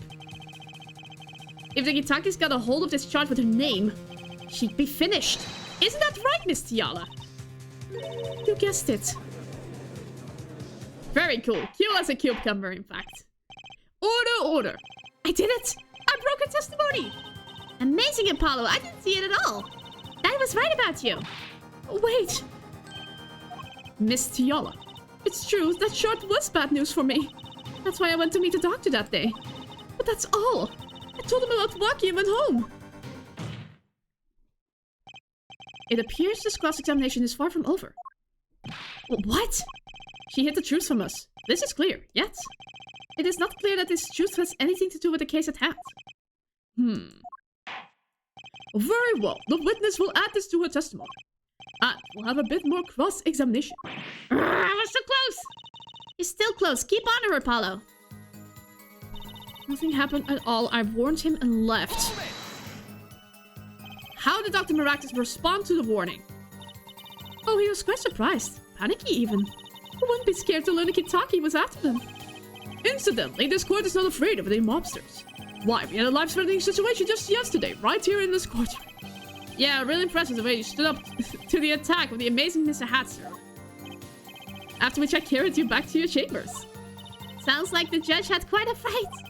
Nothing happened in Dr. Maractus' office that day, huh? But what about the mess we found? Something definitely happened in that office, Apollo.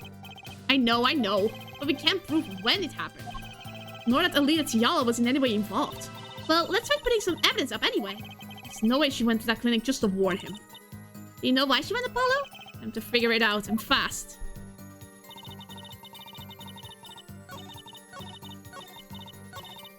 Nothing happened, huh? Then why was there a bullet? Objection! Yes! Oh my god, I really shouldn't have gone through that right away. But I noticed immediately. There was a bullet in the safe. You say nothing's happened in the doctor's office. I disagree. Take a look at this. What's that? It looks like a squished up ball of clay. Kind of like you, actually. This bullet was found in the Maractus clinic office. Something did happen. In that office, Miss Tiala. Objection! Enough of his joking around. The police investigated that clinic. Objection! Not enough. Ah, but this was stuck inside the doctor's safe. Inside the safe? I guess the police didn't check that far. Objection! There's a problem. How can you say that bullet was fired on that day? Objection! Ballistic markings. Weren't you the one who explained rifling marks to us? The pistol was taken from the Kitaki mansion that day. If the marks on this bullet match the word of weapon, then that proves a firearm was discharged in that office on the day of the murder. Not bad, her forehead. Bailiff, have this bullet analyzed immediately. 30 minutes later, a report arrives. The rifling marks on both bullets are identical. Well, it seems as though the bullet in the safe was fired from the murder weapon. Perhaps the defense would like to state their position. The bullet in that safe proves one fact. A pistol was fired in that office that day. And at the time of the firing, the safe was open. The safe which contained the top secret chart. Do you think someone was threatening Dr. Maractus in order to open the safe? Only one person was in a position to do such a thing. Our witness, Alita Tiala. Order, order, order. Mr. Justice, where are you going with this? Are you accusing the witness? Alita Tiala knew about Waki Hitaki's botched operation. She got engaged to him without telling him about it. As long as that bullet remained in his chest, his days were numbered. What if she married him and then the bullet finally reached the destination? What? That reminds me. Apparently, the Gitakis have been asserting themselves in lawful business practices. They're making quite a great deal of money. A fortune, if you will. Nefarious! So she planned to marry him just to get her hands on his fortune? we go. Waki! You keep talking trash about my Alita, and I'll sue you, lawyer man. Huh? Me? Yeah, you said you'd abuse my Alita. I think you mean accuse. Same difference. Well, you can't have her. She's mine. It was me. I shot that doctor. Me. He left me to die, so I left him to die too. There in the park. But Waki, just cool down a second. You keep your hands on my Alita, or I'll...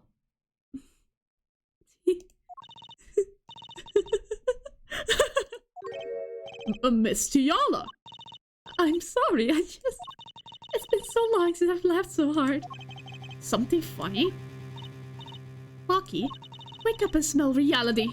Alita, baby? Signature on the chart. The engagement. I mean, come on, it's so obvious. Even for a brainless, spoiled brat such as yourself. Alita! Your honesty is like a breath of foul air, Fraulein. Hey, I wasn't getting out of this clean anyway. So the family fortune is what you're really after. That's right. I wanted the money. No way, that's whack! I ain't trying to hear that! Should have done the wedding earlier. Oh well. By the way, can I ask you a question? Who, me? I believe you said you were going to abuse me. Accuse. Of what crime, might I ask? Huh? Oh, I'm a bad girl, sure. I got close to that brat because I wanted his money. But he was the one with the pistol. He could have fired it into the safe after I'd already left the clinic. What? I would never do a thing like that. It was definitely that silly brat. Wait, but... What are you talking about? Trissy, you had the most to lose if that shot was found. but I didn't have a pistol now, did I? Well, you could have taken Waki's. You think he'd have mentioned that, no? All I've heard him say is, it was me. I shot him. Objection!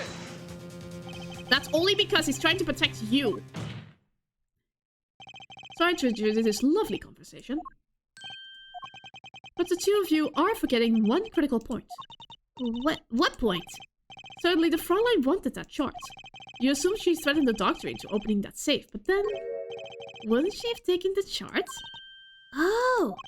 You see, that chart wouldn't have been left in that safe. He's right! Miss TuMiiA, Yes? it is clear to this court that you are not a very good fiancé. Oh, I'm flattered. Perhaps it's time you told us the truth. Tell us about yourself, including your actions and whereabouts on that day. Don't forget, we've proven that you were at the Maractus clinic on the day of the crime. Oh, God. Yes, I went to the clinic that day to speak to the doctor. I wanted that chart, but I failed to get it, so I went back to the clinic later. In any case, I didn't shoot him. You don't have to prove I stole that pistol, do you? That brat was spotted in the park the moment of the crime. Frankly, I don't think it matters if Dr. Maractus was shot in the temple or not. You went back later. That chart was dangerous, you understand? I need to get rid of it. That's why I went that day. But you couldn't get a chart then, could you? And later that night, Dr. Maractus was shot. I heard about the shooting later the day, but then I had to go back. No easy feats with the cops all over the place. That was you! Apollo! That sound! It came from behind this door! Someone's in there.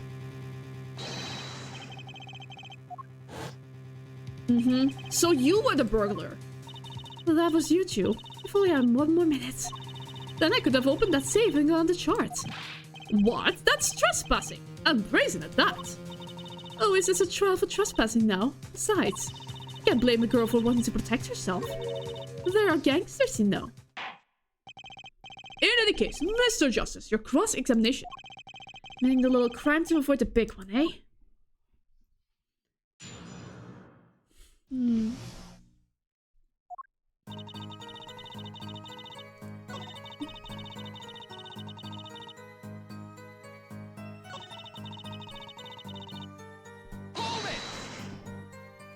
Why that day?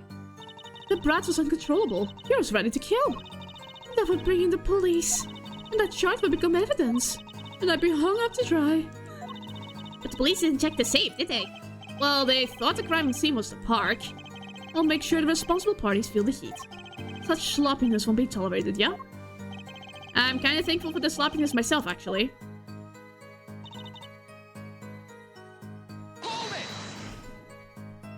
Later. When I heard what happened, well, I was too scared to do anything that day. So I waited until the day after, the 16th, was it? Of course, you and that meddling kid had to get in the way. But why did Dr. Maractus keep that shard around? It was clearly dangerous for him. He could have burned it. Because he's a coward. That shard was his insurance. Insurance? My signature on that shard, to be more specific. That made sure I couldn't betray him.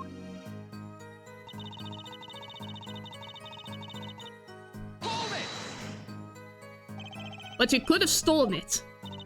Could have? Is this some new definition of proof? Well, ask Waki. He'll tell us. Objection! No, he's not gonna. Might I remind you that this is a cross-examination? You might want to keep your baseless theories to yourself. He's right, isn't he? Hold it! Yeah, but, But what? You could have nothing to say. This case is over. It was over the moment that Brad was seen in the park. What's the point in dragging it out any further? Hold it! The doctor was shot in the right temple, yes? So it seems. Let's review the facts again, shall we? Okay, so I couldn't contradict that. If the killer shot from this location, the bullet would have struck our victim square in the forehead. However, the entry wound was in the right temple. Yes, we heard testimony on this yesterday. At the time of the shooting, the witness was standing here. Just before the gun was fired, he shouted. The victim turned his head to look and was shot. Objection! But that testimony was proven to be a lie. Our egregious panty snatcher, Mr. Stickler, did witness a crime, but was standing to the north, next to the trash can where he tossed those pennies. If Mr. Stickler shouted from this location, the bullet couldn't hit his right temple. Silly, silly attorney. What? Do you remember what you had for breakfast that morning? Do you remember, Trissy? I always have a glass of milk for breakfast. What matters is one thing. The doctor was shot in his right temple. If that's the case, there can be only one explanation. The panties guy was mistaken. No, he wasn't. Objection! There was one other way. But this location was proven. You can't write it off as being mistaken. Objection! Then why did you show her hair forehead? Show you what? Must I explain everything? Very well, let's recap. If the witness panties guy was standing to the north, then where was the shooter standing? In what location did the killer shoot the victim? But wait, if the witness was standing there, how could anyone shoot the victim in the right temple? I merely laid out the facts for us. It is up to the one possessing the shiny forehead to show us. If you can, that is. Waki Hitaki was standing at the killer mark, Wesley Stickler at the witness mark, and of course Pal Maractus was at the victim mark. Let's hear what the defense has to say. Where was the killer standing when he shot the victim? Someplace else. As the facts stand now, we cannot explain this crime without contradicting ourselves at some point. I'm so nervous, I keep over speaking. I know that I only have one health bar left, but I have been at this situation before and I have survived. I will be fine, but I know why. The real killer shot from an entirely different location. What are you talking about? I don't see any other place. Apparently Mr. Justice does. Let's hear it. Where the fuck did the killer shoot the victim from? Objection! Wait, what? You're doing well. It's time to raise the roof and the stakes. Eh? The stakes can be higher than this. I'm at there. Penalties are such a frightening thing, don't you think? But what if they were a bit more terrifying? Dude, I am already dead. Dude, I'm already on the brink of death. Like so, nothing happened. A double penalty? Hair forehead wishes to take us in a new direction. Then he must be ready for the challenges ahead.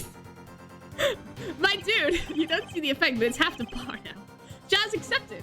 It's justice. Are you sure, Apollo? The key is the witness, Mr. Stickler's testimony. If we believe that, then we know where he stood. And the victim turned where he shouted. There's only one place the killer could have been. The killer shot the victim from here. Here you go. Take that! I believe we all owe a debt of gratitude to Miss Alida Tiala. What do you mean? Thanks to you, we had a chance to review the crime. And this time, we were prepared. We know that Wesley Stickler was telling the truth. We should have listened to him from the beginning. Wesley Stickler was standing next to the trash can when he saw the two men.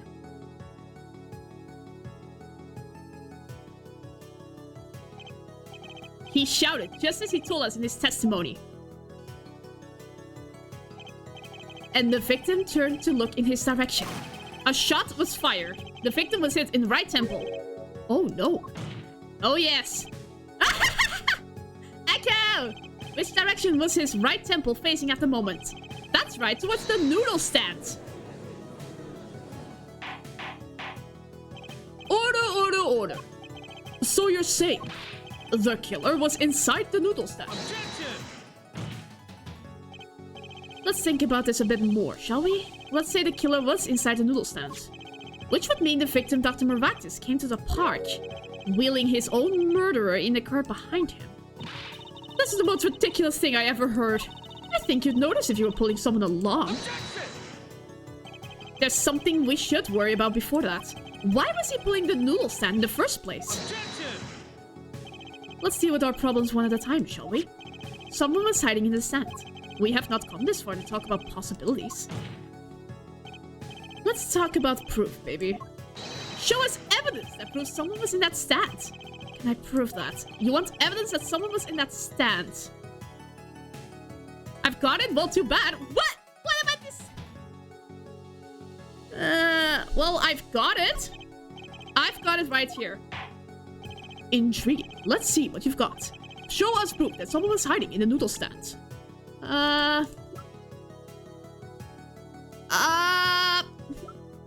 The slippers! Take that! Yes! It was the Holy frick! The Maractus Clinic, and they're covered with paint. These slippers were found in a trash can near the crime scene. And a single slipper print was found at the scene. Right next to the noodle stand. Oh, and Miss Tiala, your toe print was found in the left slipper. Ugh. In other words, this is proof you were inside that noodle stand. Objection! Yet there was only one slipper mark found at the scene. Can this be called a footprint in good faith? Objection! Yes. Observe the diagram. A park pathway runs right next to the slipper mark. A slipper would leave a trace on a cobblestone path. Objection! Yet you still cannot say that this is a footprint, yeah? Why not? You have an impression left by a single slipper. What if it was on the stand and simply fell on the ground? Objection! No! That's just dumb! One more thing. A noodle stand is typically cluttered with the tools of the noodle making trade. There's no room for a person to hide in there.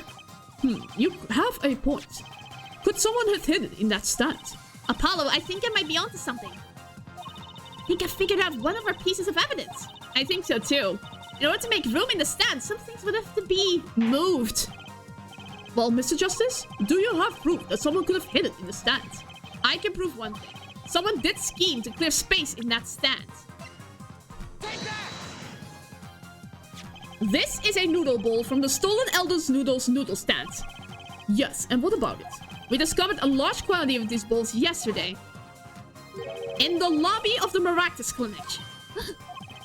A large quantity of noodle bowls in the victim's clinic. Mr. Aldoon was very clear about those bowls. Well, I don't care who did it. Without that stand, I'm finished. All my noodle bowls were in there too. Yet the bowls were removed. That night, there was space inside that noodle stand. Space created at the Maractus Clinic, no less. Right around the time that you were there, Miss Alida Tiala. Stop!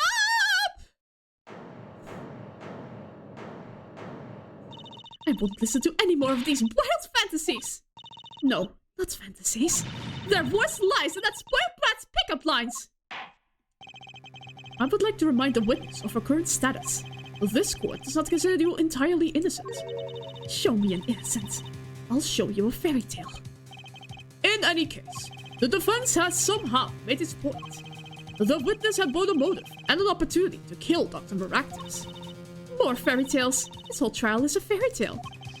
Then please, pull us back down to reality, Miss Tiala. I'm giving you one last chance to explain yourself. This is it. Why was Dr. Maractus pulling that stand that night? And what was Alita Tiala doing inside it? Time to get to the bottom of this case. Starting to think this Alita might not be the nicest, most wholesome person around.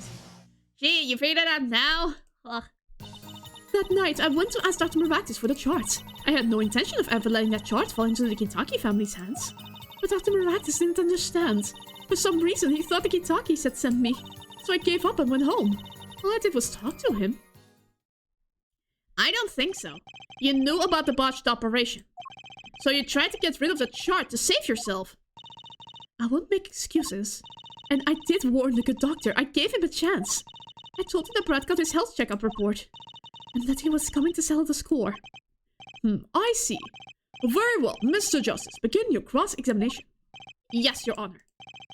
This is the last testimony. Either I perceive the truth or it's over. Perceive. Is the bracelet reacting to something? It is! Okay.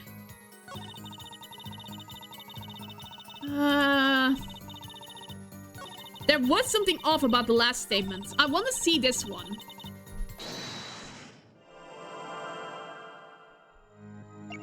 She was grabbing her scarf.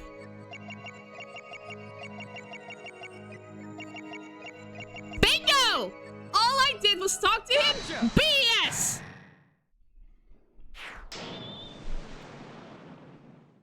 All I did was talk and lie. What? Show me proof. I'm pretty sure about this one. I think I'm getting the hang of this. A little slip in confidence and I give it all away. The proof is you, Miss Tiala. All I did was talk to him? You claim. Yet you can't hide your own nervous twitch when you say those words. My twitch? What are you talking about? You have a habit of scratching the area of your neck around the edge of your scarf. What? This is working better than I'd hoped. Her unconscious actions tell the truth she won't say. Habits and lies. 2 dots. Connect the dots and find the truth. Don't look at me like that. I told you the truth. Seems that when you recall what really happened in that office, you can't keep your hands off your neck, can't you? It seems that Nervet's habits are unconscious reactions that manifest when someone is trying to hide something. You can't hide behind your scarf, Miss Tiala. Something happened between you and the victim in the Maractus Clinic office. I'm gonna save right here.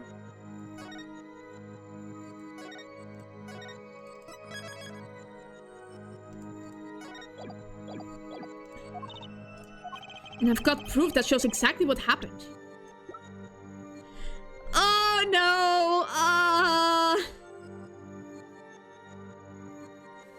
I'm debating between the gun and the lamp. I'm debating between the gun and the lamp. I have no idea. Please. Please help.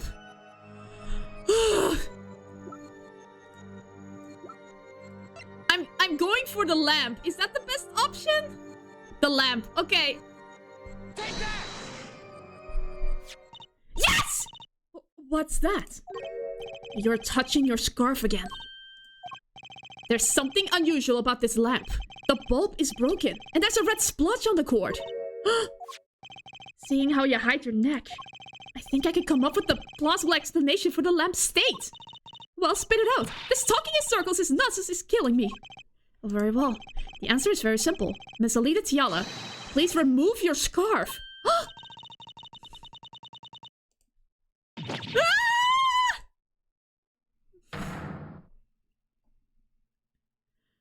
That was it. It was the freaking lamp! Oh my gosh, I had the right guess. This is a trial to determine what happened in that park. Yet I seem to have drifted off target. No. We'll find out soon enough if you're drifting. As soon as the witness removes her scarf. I won't do it. This is insane! I'm an unrelated third party! You can't order me to remove. Miss TuMiiA, I'm afraid you've forgotten what's already been proven. What? You're hardly unrelated. Please remove your scarf. No! No!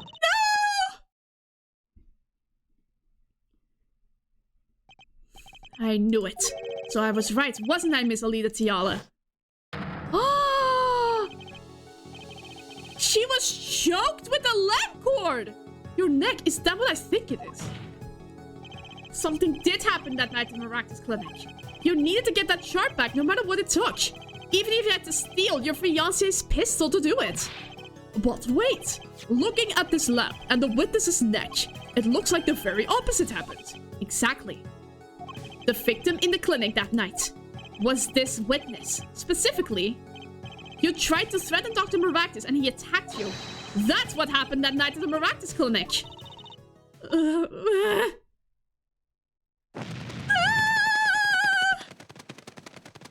Oh gosh, that's a long one.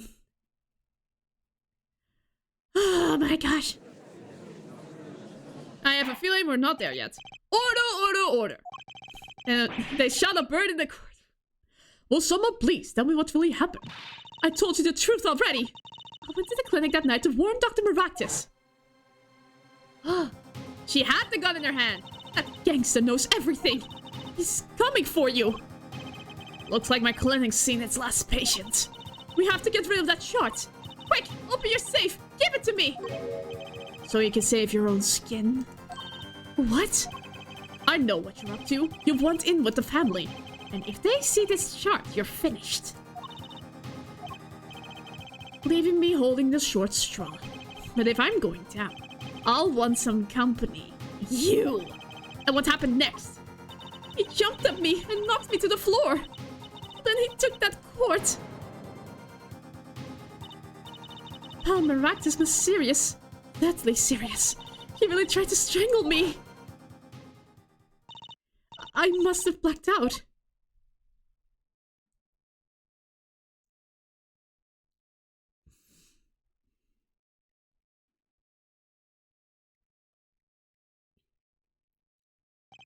So, you were the victim. And the red splotch on the cord was your lipstick. I knew it. I didn't want to remember that night. That's why I didn't bring it up. There, are you happy now?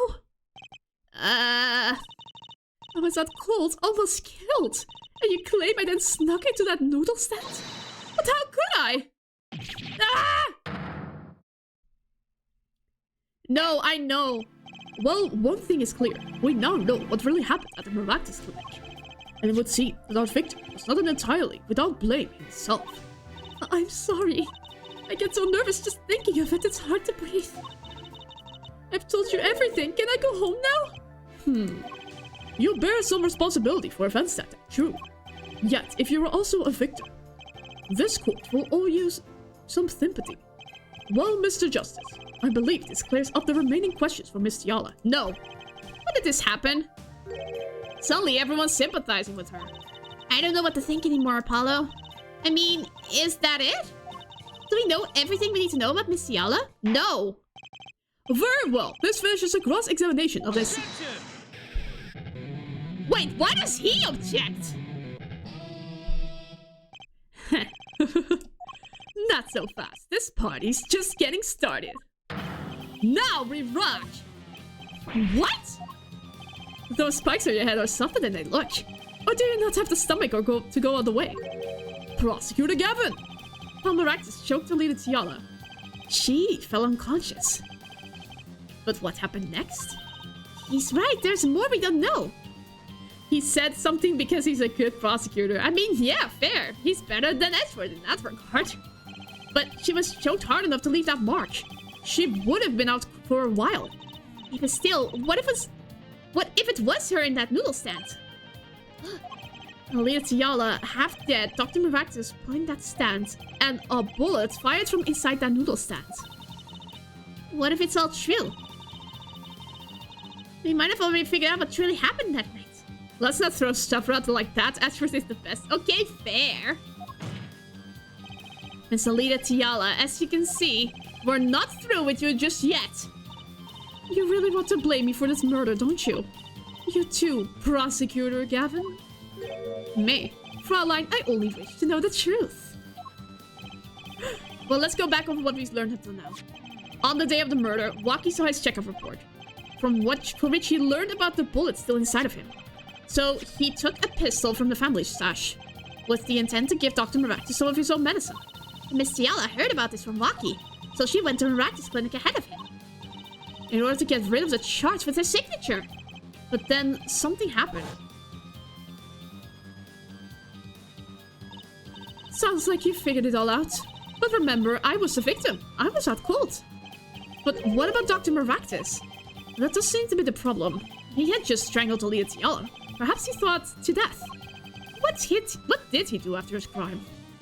I was just knocked out, not dead. From the state of his clinic and the scene in the park, I think it's clear what the good doctor did next. Well, Hair Forehead, care to guess? Well, Mr. Justice, what did Dr. Maractus do? Maybe he did think he killed Alita Tiala. Do I have evidence to show what he did next?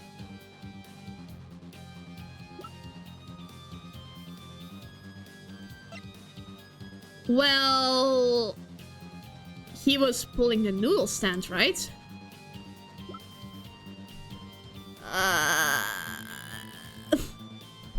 Ooh, only one bar. I know! It is the noodle stand, right? Yes. Yes, 100% clear. I know I'm double guessing myself. Confirmation really helps. So, yes, it is the noodle stand. Okay. Are you sure though? As his next move, Dr. Maractus stole Guy Eldu's noodle stand.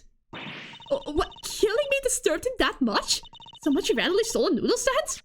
It wasn't so random. Remember all the bowls in the clinic's foyer? Bowls that belonged inside that stand? I think it's pretty obvious, don't you? That stand was at the clinic. However, the question is, why did he remove the bowls? Maybe because the stand was heavy? Or he wants to put something in the stand in their place. Oh, wait, you don't mean... I do. Dr. Maractus did replace those bowls with something. Your corpse, Miss Tiala. My corpse? Dr. Maractus panicked. He thought he'd killed you. His next move would be to dispose of the body. Yeah, that's what I was thinking. That's crazy talk. You're all crazy. Then let's think about it, logically. The doctor had a place to dispose of you in mind. But on his way there... who should he run into but the defendant Waki Kitaki? I question your logic. What's this, Prosecutor Gavin? The park is a dead end. Why would he head in that direction to begin with? That's right, he had no reason to go there. Oh, now I get it. It was a trick. That spoiled brat made him do it. He made the doctor steal a stand. No. Tell me, why would someone go to a dead end?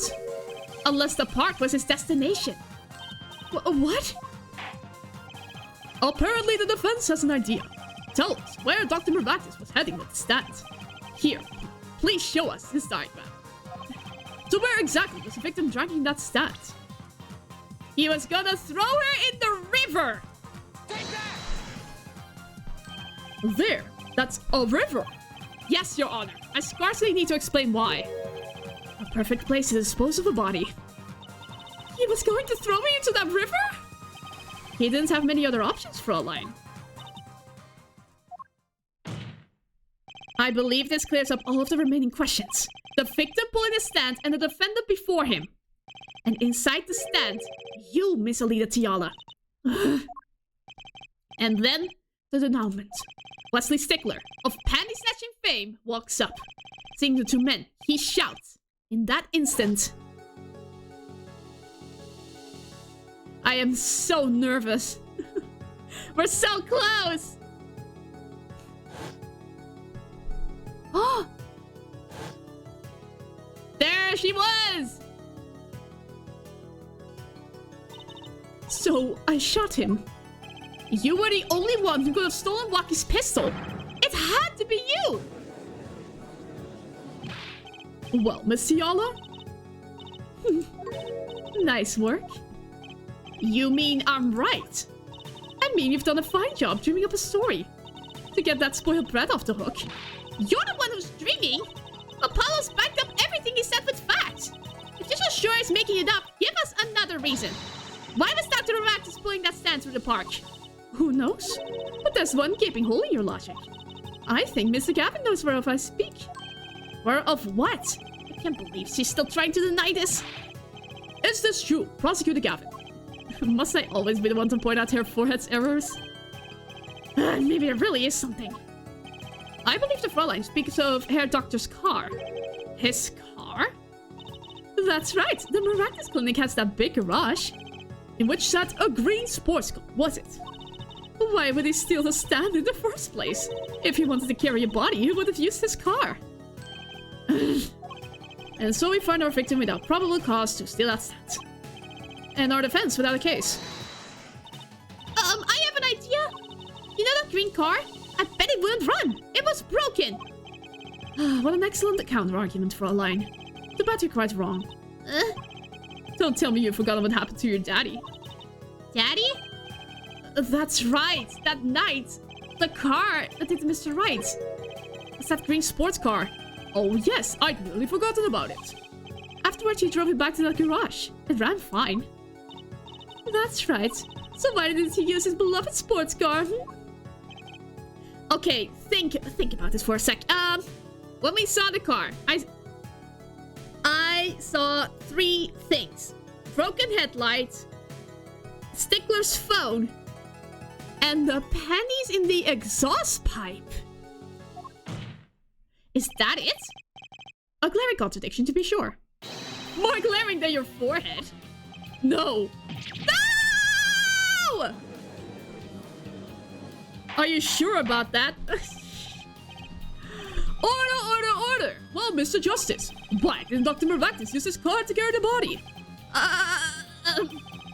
Is that a groan of surrender I hear? Some advice. Now's a good time to reveal all you know. Everything you've learned over the last 2 days. Everything I've learned. Mr. Justice, this contradiction casts doubt on your entire case. This is truly your last chance. The defense will explain to us what happened that night. Someone else stole the stand. No. No. The car didn't run. That's the only explanation. I have an idea. It's all coming together. That night, Dr. Maractus couldn't use his car. Ha! Now you're making even less sense than usual. Not according to my information, Miss Tiala. Put 1 and 1 together, and the explanation is simple. If it sounds simple, perhaps you could show us some evidence. Show us some proof why the car wouldn't run that night. I don't know if you guys can see this, but I am legit shaking.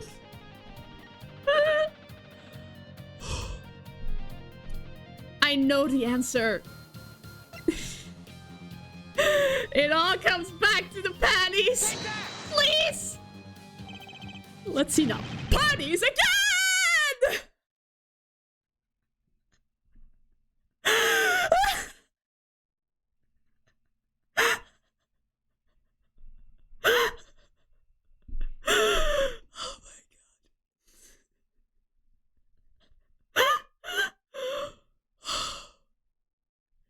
Impressive you got it by thinking I had to read through the descriptions of the evidence that was stuck in the exhaust pipe.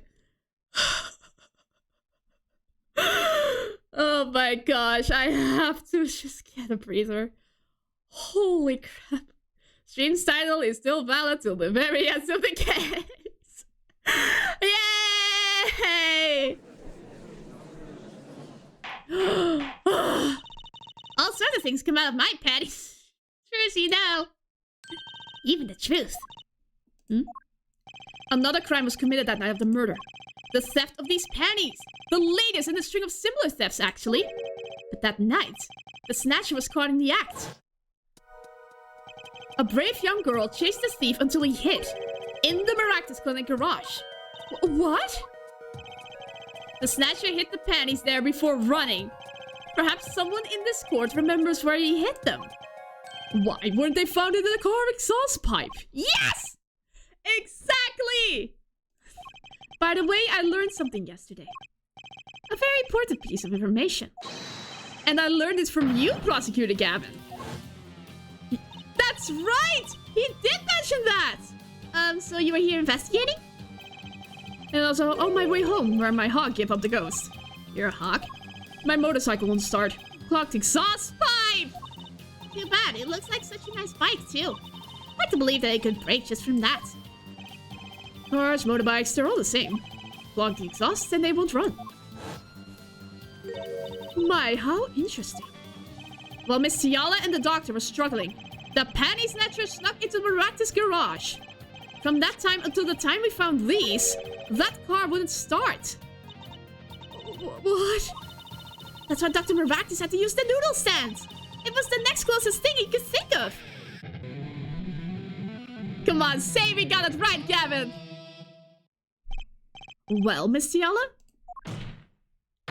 This wraps your doubts up quite nicely, I think. So it does. Where am I? It's so dark. Can't see. Cramps. The pain. My throat's burning. What's your problem? You, Doc! I know what you did! Lucky? You lied to me. So you know what I'm gonna do? I'm gonna give you a taste of your own medicine, man! Wait, let me explain. Fine. I'll give you your last request. Listen, you're being tricked, but not how you think. It's not just me. No. He'll ruin everything. I have to stop him. Seize this at once, you two!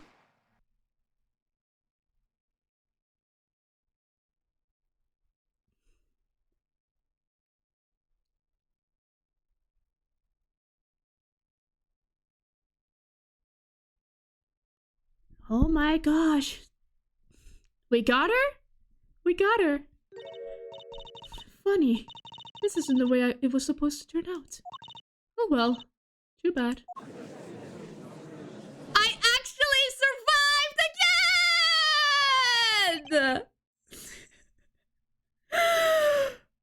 With 1 health bar! I survived! Oh my gosh, that was so close. There's still one mystery. How did you manage to disappear from that stand? In the silence after the shots, I heard the witness running. I believe he heard as much from Wesley Stickler. He went to use a public phone to inform the police. Which is when I made my escape. Which is when you left that slipper print. Dr. Maractus didn't bother taking my slippers off. I threw them out after I stepped in that paint, though. That was your mistake. No. My biggest mistake was coming to you for help, Mr. Justice. Huh? I believed in you. You and your anything agency. If anyone would get Wonky declared guilty, it was you. Wow! This?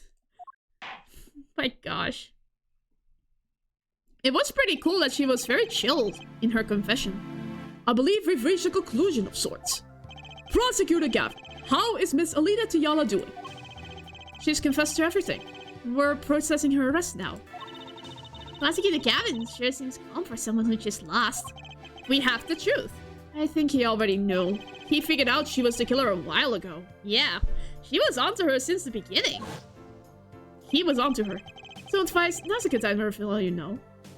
I wouldn't hire an anything agency to defend my fiancé from a murder sentence. Everything you've learned over the last 2 days. He lost, but I didn't exactly win either.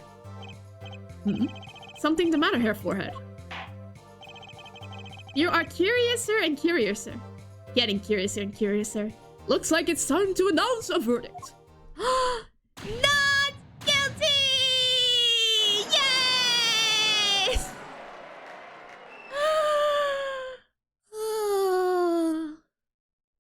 Well done, thank you. Court is adjourned. Oh my gosh, I was on the brink of death. Like Edgy Boy, we had slamming the desk in fury right away. I mean, he has been at it for more than 7 years. And I think he's had some things learned from that forgery case with Wright. Maybe that's the case. Good job, Apollo, you did it! Yeah, we did. Somehow. Lucky's off the hook. Free to become the gangster he's always wanted to be. And he has you to thank. Hey, attorney man! You You're gonna pay for what you did to my Alita, homies! Uh-oh. Or to blame, I guess. You give my Alita back! Stupid pointy-headed attorney with a death wish! Enough, Waki. Yes, talk some sense into him, man. Mr. Kitaki. It's high time you opened your eyes, Waki. What do you know, old man?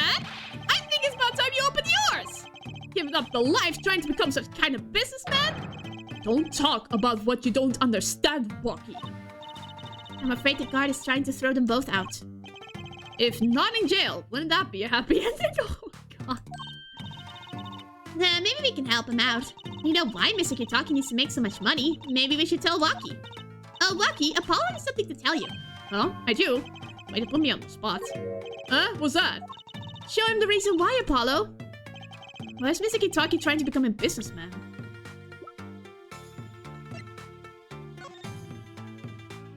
Yeah. Urgent exam needed. Think about it, Waki. Think about your condition. I talked with your mother, Little Plum, yesterday.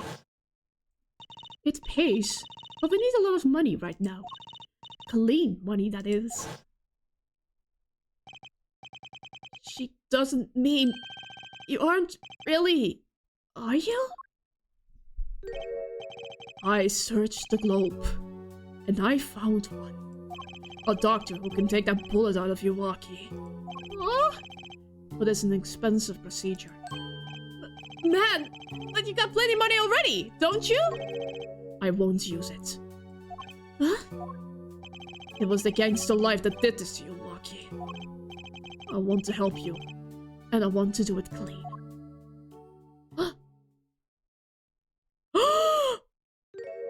He has actual eyes! Please understand, Waki. The eyebrows? Dad. Oh. He's trying not to cry. Man, I see how it is, old man. Oh, it's you looking out for... Waki? Listen good, old man. One day, I'm gonna take you out. Then we'll see you as the OG. You try to hide in your business suit, I'll find you. Stupid old geezer. Wow, wait for a reaction there, Waki. I thought that was sunglasses when I first finished it. No, those were the eyebrows. That is a great dad. Yeah, that's a very good dad indeed. My Waki! No, it's as it should be. Mr. Kitaki. I liked him more without the puppy dog eyes. A nice, wholesome Yakuza dad. I'm glad to have met you. I'm not so good with words, but I know a professional job when I see one. Thank you. Who, me? I don't think... Someday, I'll bake you one of our latest. The Kitaki lime pie. He's a baker? He's opening a pie shop? That is so wholesome! So long. So long! I'm gonna buy a pie from you later. And he was gone. Well, let's head back, Apollo. To the right aging agency. I would buy that pie. Me too! Hey, since when do I work at your agency? We make a good team. It also sounds a lot better than overly salty ramen. I mean, shoyu ramen is just salty ramen, but it's based on soy sauce. But don't just stand there, let's get going. Why not? She did help me out. And there's a few questions that still need answers. My superpower. Like this power of mine that you showed me. And my bracelet. I suspect not as salty as Eldoon's noodles. Overly salty ramen and then pie for dessert. That's a perfect way to end this trial. And my bracelet. If anyone can help me figure it out, it's her.